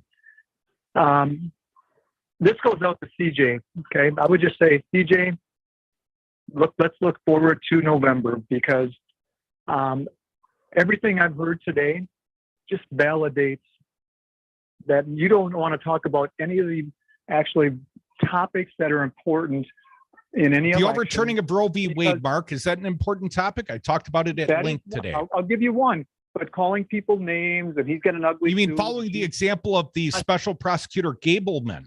That's my crime. Is like, following his call people names example? all the time, Mark. I mean, you take umbrage with that now. Let's talk about inflation. Let's talk about the border. Let's talk about Afghanistan. Well, I didn't know that you got to set my agenda for the day, Mark. Well, again, I called in. You asked me how I'm doing, and this is how I'm feeling. So again, you guys avoid the topics. Buddy, you got Fox News for those topips. Many of those topics are only a crisis on right-wing talk radio and Fox News. And you can try and make them crisis, but I don't own them as crisis as you describe them. Did you even mention the New York I just tragedy? did, you schmuck. Again, crime is a debacle in the United States, and it's in every Democrat-run city. Weren't you the just Democratic on hold, city? too? And I'm not clear that, if you look at the actual statistics, that it's better now than it was when Giuliani was mayor of New York. Actually, crime is spiking in Republican-run cities as well. You just don't see those headlines on Fox News, where you apparently get all your news from, Mark. Bring back Giuliani, and New York would be better off. Stop and frisk for everyone, right? Mark, you realize the crime was higher when Giuliani was mayor than it is right now, by like 50%. Do you understand that? Do you accept that as fact? Wrong on that. Check the stats. Don't throw stuff. Violent crime is down for about the last 25 years, Mark. Lie. The homicide rates are up. Violent crime overall is way down, Mark. That's just a fact, dude. Crime, but how about rape? And that's a violent crime. That falls under the greater header of the crimes that are down. The one singular crime that's up is homicide, dude. And mostly those are gun-related crimes. But you never want to talk about guns, do you? I never hear any talk from anyone on the right about doing anything about the actual problem, but let's blame it on some black people in the Democrat-run cities. Okay, it was a Glock. It was not an AR. It's nothing else. Anybody? So it's not a gun? It's not a gun, man? So no talk ever appropriate. Gun control, never a topic of conversation, right? Because I'm setting the agenda now, Mark. Want to defend themselves, but you don't want to take away the guns out of everybody. So you know what? Again, talk about topics of importance. Thank you very much. Thank you for your worthless contribution, Mark. Well, I mean, I get it. People have they see what they see, and they think that something is more important perhaps than other things, and that's just what the world we live in. But I think you're absolutely right, Curdy. I mean, the crises as described on Fox News, I think we have a much larger concern, a much larger crisis with this attempted coup and continuing coup in this country. And it's really hard to, talk and get to, delve down to some of these other issues. And we've talked about inflation, and inflation's coming down.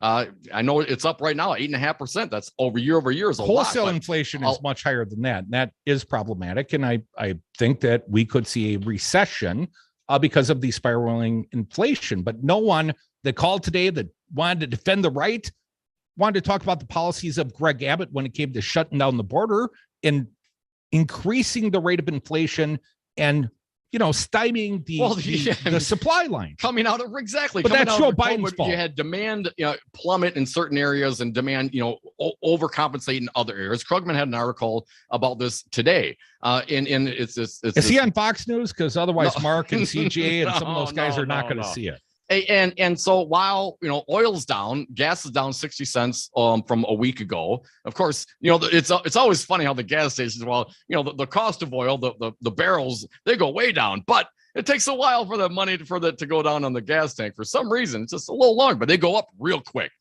But yes, there is going to be some residual, and perhaps according to Krugman, there is a demand for employment right now, and the wages are high. There's a big demand. So some of these things are going to have to wash out, and it might be some people losing their jobs to actually tame the economy down. But the economy is on fire. Well, what would actually help with the need for workers? More workers. Maybe immigrants. Yes. Instead of creating and putting people on a bus in a political stunt, because all these Republicans, they've got nothing but high-mindedness. God, we libtards, we Marxist revolutionaries, all we care about is, just casting aspersions. We don't care about any of the issues of real import, like whatever they're talking about on Hannity's show. Supporting Putin, I think it was. I think so. No, that's Tucker. I'm sorry. That's the genius. Yes, genius. Let's sneak in one quick call. Doogie from Chicago. You got like 30 seconds, Doug. We're almost out of time. Hey, Doogie. Hey, who is that? Mark? Who is that? Mark from Sussex. The most recent one. Does Mark have kids? What about Republicans want to deregulate and pollute the air? What about they want to deregulate and pollute the water? Does that guy have kids? What about Social Security? Republicans want to destroy Social Security in the next 5 years. Does he want to live off Social Security when he retires? Come on, talk about real issues. If he really wants to talk about real issues and not some fluff, yeah. Anyway, that's all. Right on, dude. Appreciate it, Doogie. Thanks for tuning in from Chi-Town, one of our favorite cities. Stick around. Lots of fun programming right here on Devil Radio. Even you conservatives, you're welcome. Just less so than some. You fool! So I don't have any clue of what he's talking about. I'm talking about a little place called Waukesha. 3, 2, 1, 0. Hey, it's Rocker, and I'm lifting off from Sal's Tomato Pies, enjoying a